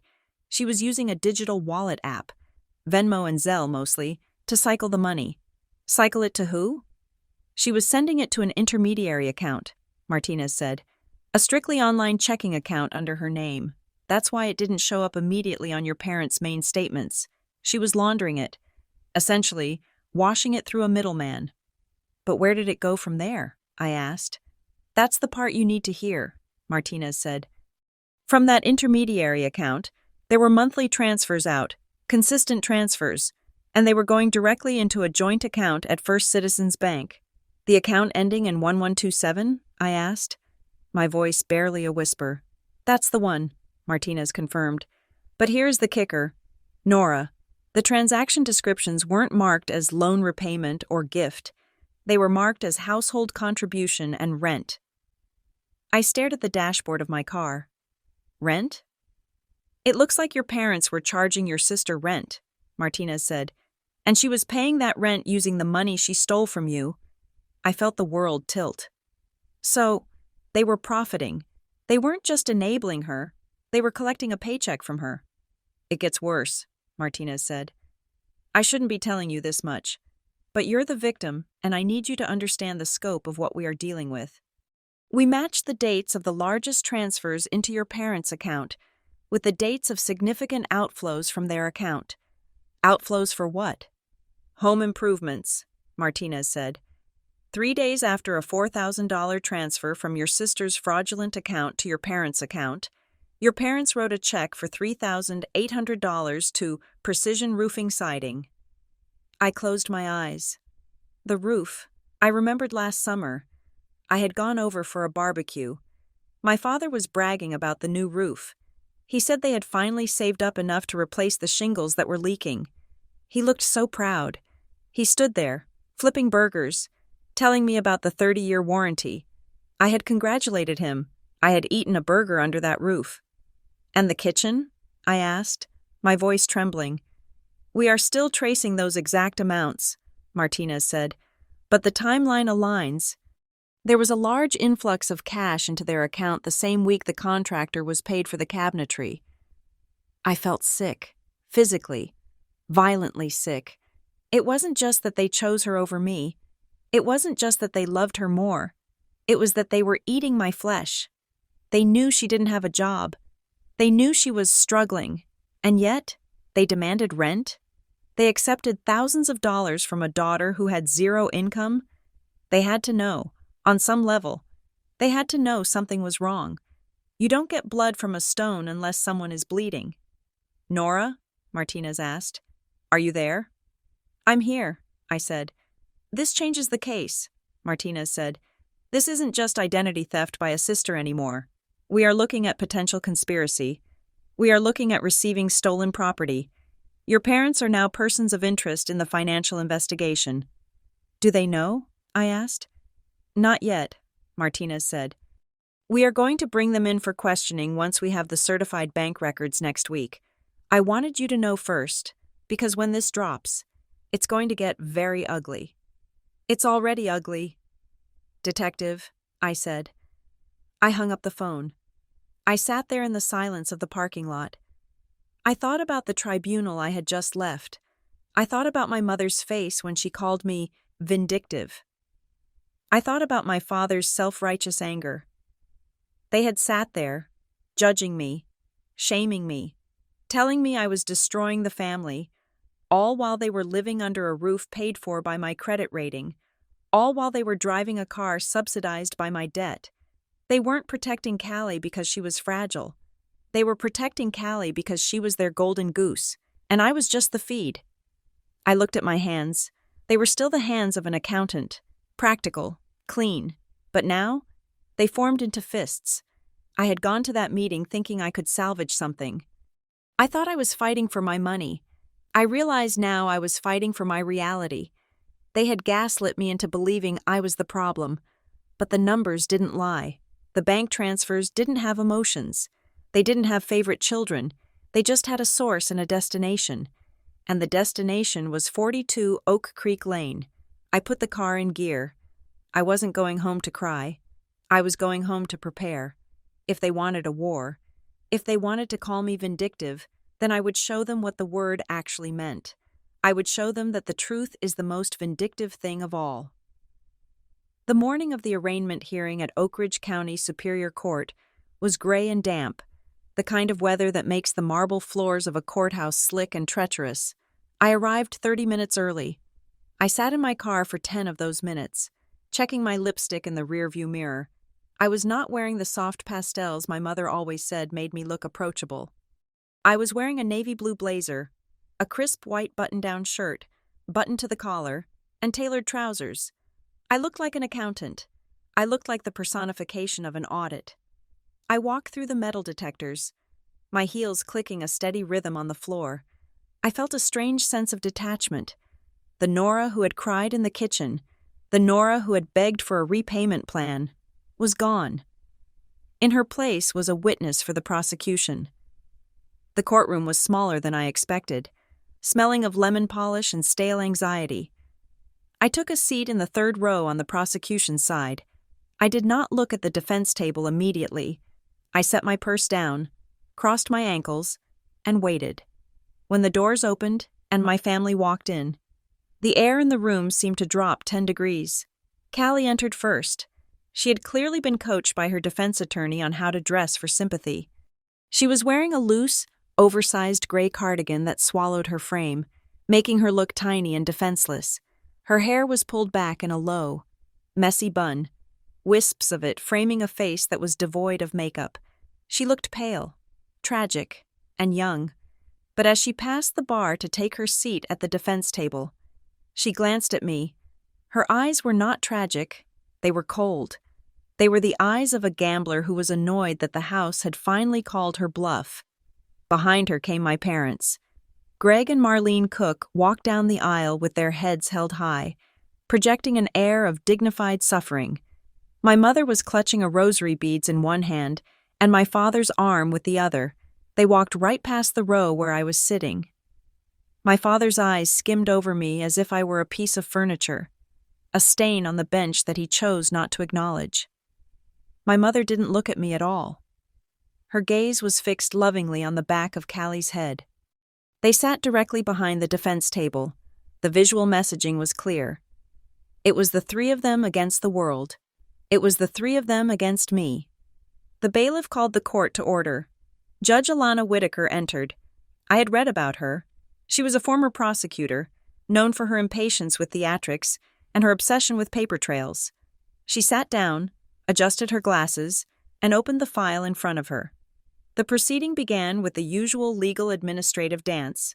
Callie's lawyer, a man named Mr. Sterling who wore a suit that cost more than my car, stood up. He was smooth, oily, and articulate. He moved to have the bail reduced, painting Callie as a low-flight risk, a pillar of the community who had merely stumbled during a mental health crisis. Your Honor, Mr. Sterling said, his voice dripping with faux sincerity, we are looking at a family dispute that has tragically escalated to the criminal justice system. My client is not a danger to society. She is a young woman supported by a loving family who is eager to resolve this misunderstanding. In fact, her parents are here today to vouch for her character and to express their commitment to supervising her. Judge Whitaker looked over her glasses. The parents are present? Yes, Your Honor, Sterling said, gesturing grandly behind him. Mr. and Mrs. Cook are here, with the court's permission. They would like to make a brief statement regarding the defendant's character and the nature of the relationship with the complaining witness. The prosecutor, a young assistant district attorney named Harrison, looked like he wanted to object, but Judge Whitaker waved a hand. Briefly, she said, I want to hear why they believe a $92,000 fraud is a misunderstanding. My mother stood up first. She smoothed her skirt, took a deep breath, and walked to the podium. She looked small and frail. She looked like the perfect mother. "Your Honor," she began, her voice trembling just the right amount. "Callie is a good girl. She has always been sensitive, always felt things deeply. She got confused. She made mistakes, but she never meant to hurt anyone." She paused, and then she turned her head slightly to look at me. It was the first time she had acknowledged my presence. "This whole situation," my mother continued, her voice gaining strength, "should have been handled at home. We begged Nora to let us handle it as a family. We told her we would make it right, but Nora has always been difficult." I felt the blood rush to my ears, but I did not move. I stared straight ahead at the state seal on the wall behind the judge. "Nora is very rigid," my mother said to the judge, as if she were confiding a secret. "She holds grudges. When she found out about the money, she didn't come to us with love. She came with threats. She is vindictive, Your Honor. That is the only word for it. She is doing this to embarrass us. She is doing this to punish her sister because she is jealous. It is a vendetta, plain and simple." There it was, the word vindictive, spoken into the court record, sworn to under oath. My mother had just perjured her soul to protect the predator. My father stood up next as my mother sat down, weeping softly into a tissue. He placed his large hands on the podium. "I agree with my wife," he said, his voice booming with false authority. "We offered to pay Nora back. We offered to work out a plan, but she wouldn't listen. She rushed to the police because she wanted to see her sister in handcuffs. She didn't give Callie a chance. This is a civil matter, Your Honor. It is a family tragedy caused by one daughter's refusal to forgive the other." I sat there, feeling like I was being stoned to death with their words. They were painting a picture of a world where I was the monster, where my boundaries were acts of violence, and Callie's theft was just a cry for help. Mr. Sterling looked smug. He turned to the judge. "As you can see, Your Honor, the family dynamic here is complex. The victim is using this court as a weapon to settle a personal score." Judge Whittaker had been listening in silence. She had not looked at my mother while she cried. She had not looked at my father while he blustered. She had been reading. Her finger had been tracing a line on a document in the thick file the prosecutor had submitted. The room was quiet, waiting for her ruling on the bail. Judge Whittaker closed the folder. The sound was sharp, like a gunshot. "Mr. and Mrs. Cook," she said. Her voice was not loud, but it carried a weight that instantly silenced the murmurs in the gallery. "You may remain seated, but I need you to listen very carefully to what I am about to ask." My parents looked at each other, confused. They had expected a lecture to me, or perhaps a dismissal of the charges. Judge Whittaker picked up a single sheet of paper from the file. "You have testified that this is a family matter," the judge said. "You have testified that the defendant, Callie Cook, acted alone out of confusion and desperation. You have testified that the victim, Nora Cook, is vindictive for bringing this to the authorities." "Yes, Your Honor," my father said, nodding vigorously. "And you claim you were unaware of the extent of the fraud until recently?" "We knew nothing until Nora came to us screaming," my mother said from her seat. Judge Whittaker's eyes narrowed. She looked like a hawk spotting a field mouse. "Then I have a question," she said. "If this was solely the act of a desperate young woman, and if you were completely unaware of the source of her funds," she paused. She looked directly at my father.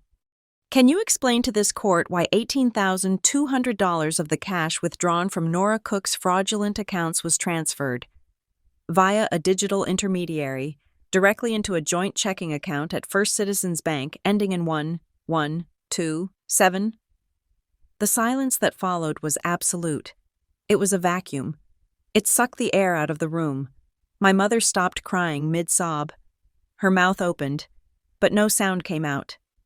My father's face went from a flush of righteous indignation to a sickly, pale gray. He gripped the back of the bench in front of him. Callie, at the defense table, froze. She squeezed her eyes shut. She knew. She had known the whole time that the paper trail led back to them. I don't know what you mean, my father stammered. His booming voice was gone, replaced by a thin, reedy squeak. I think you do, Mr. Cook, Judge Whittaker said, her voice dropping to a register of dangerous calm. I am looking at a forensic accounting trace provided by the district attorney's office. It shows a clear pattern. Money is withdrawn from the victim's account. Money is moved to an account controlled by the defendant, and then, within 48 hours, money is moved to an account registered to Greg and Marlene Cook. The memo lines on these transfers are labeled rent and household contribution. The judge leaned forward. Did you charge your unemployed daughter rent, Mr. Cook? Did you accept $18,000 from a woman who had no job? We thought she had savings, my mother whispered. She told us she had investments. Investments? Judge Whittaker repeated, her tone dripping with skepticism. You accepted nearly $2,000 a month from a daughter you claim was in a mental health crisis, and you never asked where it came from? You just cashed the checks? My parents said nothing. They couldn't. The trap had snapped shut. And it gets more interesting, the judge continued, flipping the page. I see here that on June 12th, a transfer of $4,000 hit your account ending in 1. 1, 2, 7. 2 days later, a check for $3,800 was written from that same account to Precision Roofing. Did the victim's stolen credit pay for the roof over your heads? Mr. Cook? My father looked like he was going to be sick. He slumped in his seat, unable to meet the judge's eyes. He didn't look at me. He looked at the floor. This is not a family dispute, Judge Whittaker said, her voice rising. This is a systemic looting of one family member to subsidize the lifestyle of the others, and calling the victim vindictive because she refused to continue financing your household is not a defense. It is an insult to this court. She turned to the defense attorney, who was now shuffling his papers nervously, trying to distance himself from the radioactive fallout occurring behind him. Mr. Sterling, the judge said, your request for reduced bail is denied. In fact, given the sophisticated nature of this fraud and the involvement of family resources to hide the assets, I am increasing bail to $50,000. The defendant is to surrender her passport immediately, Callie gasped. I can't pay that. Perhaps you can ask your parents for a loan, Judge Whittaker said, her voice cutting like a razor. It seems they have been the beneficiaries of your recent liquidity. The judge then turned to the prosecutor. Mr. Harrison, she said. Yes, Your Honor? I am forwarding this transcript and the financial exhibits to the District Attorney's Special Crimes Unit. I suggest you look very closely at the role of Greg and Marlene Cook in this matter. Receiving stolen property is a crime. Conspiracy is a crime. If they knowingly accepted proceeds from this fraud, I expect to see them at the defense table, not the gallery. Next time. Understood, Your Honor, the prosecutor said. Jotting down notes furiously, Judge Whittaker slammed her gavel. We are adjourned. The sound of the gavel echoed through the room like a thunderclap. I sat there for a moment, unable to move. I watched the scene unfold in slow motion. The bailiff moved toward Callie to take her into custody until the bond could be posted. She was crying real tears now, looking back at our parents, screaming, Mom, do something! Mom! But my parents did not move. They sat there, frozen in their seats, staring at the empty judge's bench. My mother's face was a mask of terror. My father looked destroyed. They had walked in as the moral authority. They were leaving as suspects. I stood up. I smoothed my blazer. I picked up my purse. I walked to the aisle. I had to pass them to get to the exit. As I reached their row, I stopped. I didn't want to stop, but my feet planted themselves. My mother looked up at me. Her eyes were red, her mascara running in dark streaks down her face. She looked old. She looked terrified. Nora, she whispered. It wasn't an accusation this time. It was a plea. I looked at her. I looked at the woman who had called me vindictive 5 minutes ago. I looked at the man who had told me I was dead to him. It wasn't a misunderstanding, I said. my voice calm and clear in the bustling room. "It was income, and you just got fired." I didn't wait for a response. I turned and walked out of the courtroom, the sound of my heels loud and steady, walking away from the wreckage of the family I had finally stopped trying to save. The silence that followed the arraignment was not peaceful. It was heavy, like the air before a tornado touches down. I went back to my apartment, locked the deadbolt, and sat in the dark. I expected my parents to hide. I expected them to retreat into their shame and barricade themselves inside the house that my stolen credit had apparently re-roofed. But shame requires self-awareness, and my family was critically deficient in that department. My phone rang at 7 in the evening. I looked at the screen. It was my mother. I had unblocked her number solely on the advice of Detective Martinez, who had told me that voicemails and texts were admissible evidence. I let it ring 4 times, my hand hovering over the device, before I pressed the record button on my external dictaphone, a habit I had picked up from working with compliance officers, and answered on speaker. "Hello," I said. My voice was flat. "How dare you?" my mother said. She wasn't crying this time. Her voice was trembling with a cold, focused rage. "How dare you let that judge speak to us like that? How dare you hand over our bank records to the police?" I stared at the wall. "I didn't hand over your bank records, Mom. The police subpoenaed them because they found stolen money flowing into your account." "It was a private family arrangement," she screamed, the audio distorting slightly. "Callie was helping with the household expenses. We didn't know where she got it. We didn't ask.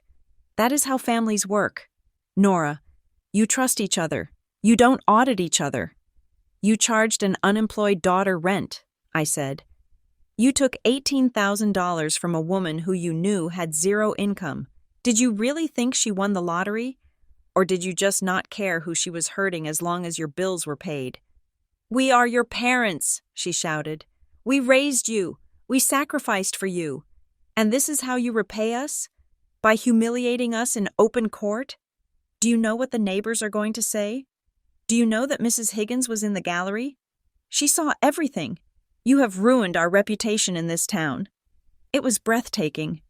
Even now, with a felony charge hanging over her favorite daughter's head and a conspiracy investigation looming over her own, her primary concern was what Mrs. Higgins thought. "I didn't ruin your reputation," I said quietly. "The truth did. And Mom, don't call me again unless you are ready to admit what you did. I am done being the villain in your fantasy." I hung up. I saved the recording. I labeled it evidence_harassment_01. 2 days later, the desperation shifted gears. I received a Facebook message from a woman named Sarah, a mutual friend who had gone to high school with Callie. We hadn't spoken in years. The message read, "Hey Nora, I know things are crazy right now, but Callie reached out to me. She's really struggling. She wanted me to tell you that she loves you and she's so sorry, but she's scared about the bail money. She says if you could just write a letter to the judge asking for leniency, or maybe drop the civil hold on the accounts, she could get the bond posted. She says she can't survive in jail." I read the message twice. My stomach churned. The judge had explicitly ordered Callie to have no contact with me, direct or indirect. Using a third party to manipulate the victim was a clear violation of her bail conditions. I didn't reply to Sarah. I took a screenshot. I emailed it to Detective Martinez. An hour later, Martinez called me. "She is digging her own grave," Martinez said, her voice sounding tired but satisfied. "I'm going to file a motion to revoke her bail for violating the no-contact order, but Nora, there is something else." "What?" "When we ran the routine credit monitoring sweep this morning, standard procedure now that she's in the system, we got a flag." I felt a cold prickle on the back of my neck. "What kind of flag?" 3 days ago, Martinez said. That would be 48 hours after her arrest, while she was out on the initial temporary bond.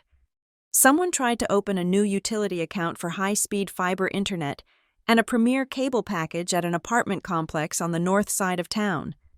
"Okay," I said. "So she's moving?" The applicant's name was Nora Cook. Martinez said. I gripped the phone so hard my fingers hurt. She used my name again? After being arrested? After standing in front of a judge? She tried, Martinez corrected. But because you followed my advice and froze your credit files with all 3 bureaus, the application was instantly rejected. The utility company flagged it as potential fraud and sent the alert to the bureau, which sent it to us. I sat down on my couch, feeling the air leave my lungs. She isn't sorry, I whispered. She isn't scared. She's pathological. It's a compulsion, Martinez agreed. Or just sheer entitlement. She needed internet for her new place. Her credit is shot, so she instinctively reached for yours. It's muscle memory. She doesn't see you as a person, Nora. She sees you as a resource, like a backup generator. That was the moment the last shred of guilt I had been holding on to evaporated. I had spent nights wondering if I was being too harsh, if I was indeed the vindictive sister my mother claimed. But you cannot be vindictive against a parasite. You can only be immune. The following week, the assistant district attorney, Mr. Harrison, asked me to come in. He looked more energized than he had at the arraignment. He laid out a series of photocopied checks on his desk. We have the full trace now, Harrison said. We matched the transfers from Callie's digital wallet to your parents' account, and then from your parents' account to the vendors. He pointed to a check dated last July. $3,850, paid to Precision Roofing. This check cleared 2 days after Callie transferred $4,000 of your money to your parents. He pointed to another one. $1,200. Paid to Miller's Appliance World. This was for a new double-door refrigerator. It corresponds with a cash withdrawal Callie made from your personal loan account. So they literally renovated their house with my debt, I said. Looking at the signature on the checks, it was my father's signature, the same hand that had signed my report cards, the same hand that had patted me on the back and told me not to make a fuss. It appears so, Harrison said. We are bringing them in for questioning on Thursday, but before we do, your father reached out to his lawyer, who reached out to me. He wants to speak with you, off the record, briefly. Why? He claims he wants to apologize, Harrison said. But my guess? He wants to see if he can separate himself from the sinking ship. I agreed to meet him. I needed to look him in the eye one last time. We met at a diner on the outskirts of town, far away from the country club where he played golf. My father looked 10 years older than he had in the courtroom. His skin was sallow, his shoulders slumped. He ordered a coffee but didn't drink it. Nora, he said, his voice raspy. I didn't know it was illegal. I stared at him. You didn't know identity theft was illegal? Or you didn't know receiving stolen money was illegal? I didn't know it was stolen, he pleaded. Callie told us she had these investments.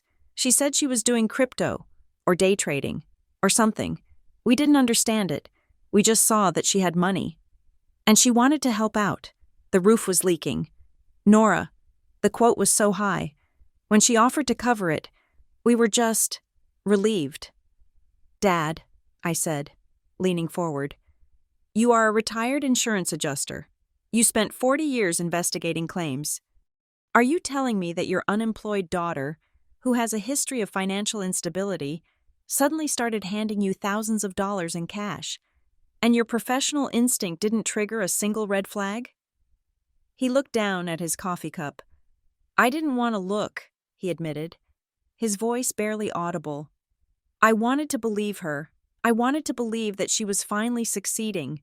It was easier to take the check than to ask the question. It wasn't easier for me, I said. I'm the one paying for that roof. Dad, every time it rains, and you stay dry. You're staying dry because I am drowning in $92,000 of debt. I know, he said. And I'm sorry. I truly am. But you have to understand.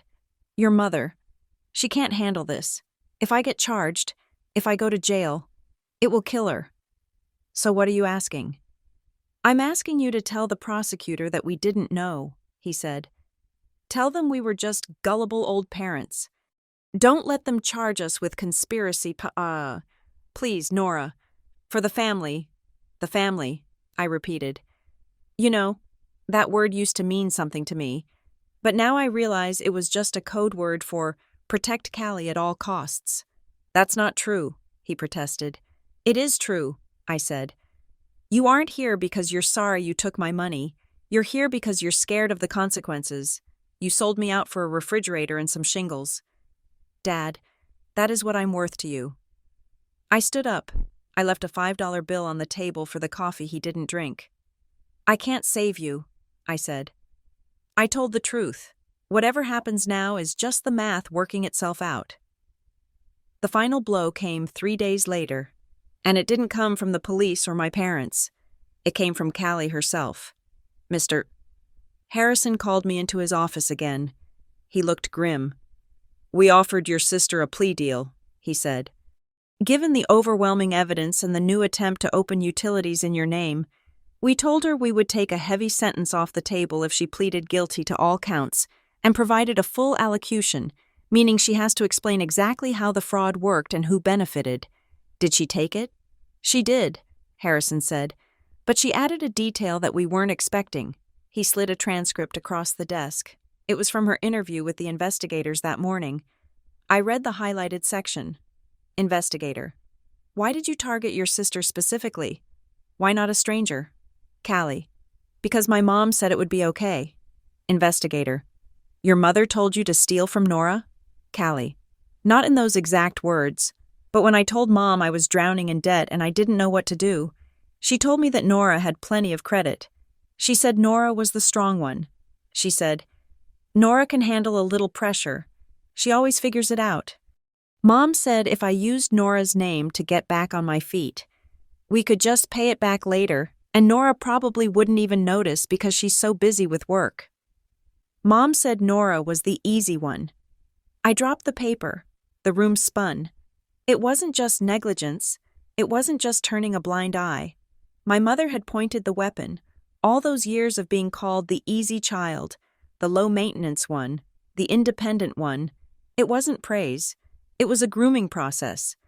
They had conditioned me to demand nothing and accept everything so that when the time came, I could be harvested without making a sound. My mother had looked at my stability not with pride, but with envy. She saw it as a resource pool for her preferred child. She had authorized the theft because, in her mind, my role in the family was to be the fuel that kept Callie warm. She's throwing your mother under the bus to get a lighter sentence, Harrison said gently. We don't know if it's true. Criminals lie. It's true, I said. My voice was hollow. It's the truest thing she has ever said. I walked out of the prosecutor's office and into the bright sunlight. I felt stripped raw. The betrayal was total. My sister was a thief. My father was a coward, and my mother was the architect. I went home and looked at the calendar. The sentencing hearing was set for next month. I looked at the empty space on my wall where I had planned to hang a picture of my new condo. That condo was gone. The down payment was gone. My credit was gone. But as I stood there, I realized something else was gone too. The fear, the obligation, the heavy, crushing weight of trying to please people who would never be pleased. I was $92,000 in debt, but I was also free. I picked up my phone and called the real estate agent I had been working with. Hi, this is Nora, I said. I need to put the search on hold, but don't delete my file. I'm going to be back. It might take me 5 years, but I'm going to be back. I hung up. I went to my closet and pulled out the suit I would wear to the sentencing. I wasn't going to wear navy blue this time. I was going to wear red. I was done disappearing. I was done being the easy one, if they wanted a fight. They had picked the wrong accountant. I was going to make sure every single cent was accounted for, and every single sin was paid in full. The day of the sentencing was bright and painfully clear, the kind of day that exposes every flaw in the pavement and every crack in the facade. I wore the red suit. It was not a color of aggression, but a color of visibility. For 29 years, I had blended into the beige wallpaper of my family's expectations. Today, I stood out. The courtroom was quiet when Callie entered her plea. There was no dramatic sobbing this time, No theatrics about her fragile mental state. Her defense attorney, Mr. Sterling, had clearly explained the gravity of her situation. The prosecutor, Mr. Harrison, had made it clear that because of her attempt to open utility accounts in my name, even after her arrest, the state was no longer interested in leniency. Callie stood before Judge Whitaker, looking smaller than I had ever seen her. She pleaded guilty to 1 count of first-degree identity theft and 1 count of wire fraud. Judge Whitaker did not look impressed.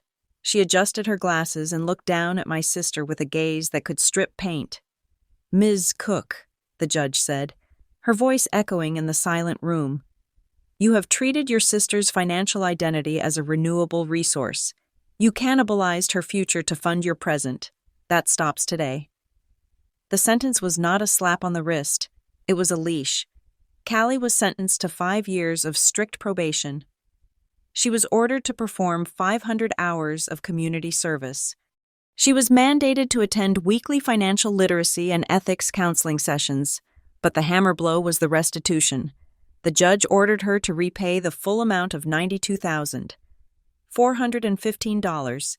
She was required to make monthly payments of no less than $1,000. "And let me be very clear," Judge Whitaker said, leaning over the bench, "this sentence is suspended pending your compliance. That means if you miss a single payment, if you fail a single drug test, or if you attempt to contact the victim in any way, directly, indirectly, or through a third party, you will serve the full term of 3 years in the state penitentiary. Do you understand?" "Yes, Your Honor," Callie whispered. "And regarding the victim," the judge continued, turning her eyes briefly to me, "Ms. Nora Cook has requested a permanent restraining order. It is granted. You are to stay 500 yards away from her home and place of employment. You are not to text, call, email, or engage with her on social media. If you see her in a grocery store, you leave. Is that clear?" "Yes," Callie said. She didn't look at me. She couldn't. But the justice system was not done. As the bailiff led Callie away to process her paperwork, Mr. Harrison walked over to the gallery where my parents were sitting. They looked like statues, pale and rigid. My father looked up as the prosecutor approached. He looked hopeful, perhaps thinking that with Callie's plea, the storm had passed. Mr. Harrison handed my father a thick envelope. "Mr. Cook," Harrison said, his voice polite but firm, "while the state has decided not to pursue criminal conspiracy charges against you and your wife at this time, due to the difficulty of proving intent beyond a reasonable doubt, we are proceeding with a civil forfeiture action regarding the proceeds of the crime." My father's mouth opened. "What?" "The investigation confirmed that $18,000 of stolen funds went directly into your account, and another $4,000 went to your roofing contractor," Harrison explained. "That money belongs to the bank that indemnified Nora. You are legally liable for unjust enrichment. You have 30 days to repay the full amount of $22,000, or the state will place a lien on your home." My mother gasped. "We don't have that kind of money sitting around." "Then I suggest you take out a home equity loan," Harrison said coldly. "After all, you have a brand new roof. It should appraise well." I watched them crumble, the house that they had prioritized over my well-being. The house they had renovated with my stolen credit was now the very thing that would burden them. The irony was so precise it felt like engineering. I walked out of the courtroom. I did not stop to talk to them. I walked to my car, got in, and drove back to work. I had an audit to finish. 3 weeks later, I was sitting in a coffee shop near my office, reviewing a spreadsheet, when a shadow fell over my table. I looked up. It was my father. He looked different. The bluster was gone. The arrogance that usually puffed out his chest was deflated. He looked like a man who had spent the last 20 days realizing that he was not the hero of his own life. "May I sit?" he asked. I gestured to the chair opposite me. I did not smile. I did not close my laptop. He sat down. He didn't order anything. He just looked at his hands, which were resting on the table. "We took out the loan," he said. "We paid the state. The lien is gone." "Good," I said. That is how debts work, Dad. You pay what you owe. He flinched. Your mother she is taking it hard. She feels like everyone has abandoned her. She abandoned me first, I said. She just didn't think I would ever walk away. He nodded slowly. He looked out the window, watching the traffic. The gaslighting was over. The reality I had lived in was finally acknowledged by the other person in the room. Thank you for saying that, I said. I appreciate the apology. Does this mean... Can we start over? He asked, a desperate note in his voice. It means we can move forward, I said. But not back. I am not coming to Sunday dinner. Dad, I am not going to be the buffer between you and Mom, or you and Callie, if you want a relationship with me. It happens on my terms.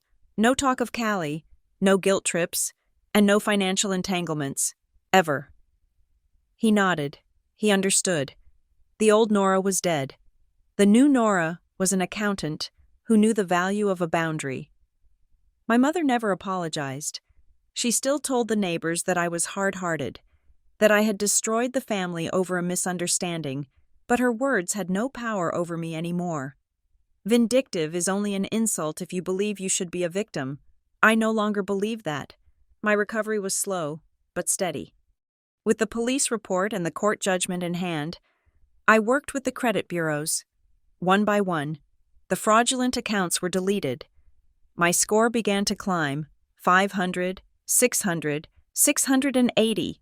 At work, Jordan Hale called me into his office. I thought he was going to reprimand me for the time I had taken off for court. Instead, he handed me a file. You navigated a complex financial fraud investigation with zero support and came out with a conviction, Jordan said. You traced asset flows that the police missed. We need that kind of eye in the Senior Risk Assessment Division. It comes with a 20% raise. I took the job, I took the raise, and 6 months later, I walked into a title company downtown. It wasn't a mansion. It was a 2-bedroom condo in a quiet building with thick walls and a view of the park. It needed new paint, and the kitchen was dated. But the roof didn't leak, and the mailbox had a key that only I possessed. I sat at the mahogany table across from the escrow officer. She slid a stack of documents toward me. Sign here, she said, and here, and here. My hand didn't shake. I signed my name, Nora Cook, Nora Cook, Nora Cook. When she handed me the keys, they were cold and heavy in my palm. They jingled. It was the most beautiful sound I had ever heard. I drove to the condo. I didn't call anyone to help me move. I didn't need to. I had hired movers with my own money. I unlocked the door and walked into the empty living room. The afternoon sun was streaming through the windows, illuminating dust motes dancing in the air. It was silent. For years, I had been told that family was everything. I had been told that keeping the peace was the highest virtue. I had been told that my value lay in how much I could endure for the sake of others. But standing there, in a home that belonged to me, paid for by my integrity and my resilience, I realized the truth. Peace is not the absence of conflict. Peace is the absence of exploitation. I walked to the window and looked out at the city, somewhere out there. Callie was working community service, paying off her debt $1 at a time. Somewhere out there, my parents were paying off their loan, finally learning the cost of their lifestyle. And here, in this room, I was solvent. If a family only finds peace when you are taking a beating, then that is not harmony. That is a system. That is a machine designed to crush you to keep the gears turning, and you do not have an obligation to be the load-bearing wall for a structure that is built to collapse on top of you. I took a deep breath, filling my lungs with air that I didn't owe anyone. I was Nora Cook, and for the first time in my life, my account was balanced. Thank you so much for listening to my story. I hope it gives strength to anyone out there who is being told to set themselves on fire to keep others warm. Please let me know in the comments where you are listening from. I would love to know how far this story has traveled, and if you want to hear more stories about justice and turning the tables, please subscribe to the Monica Revenge Stories channel, like this video, And smash that like button so we can get this message out to as many people as possible. Stay strong and protect your peace.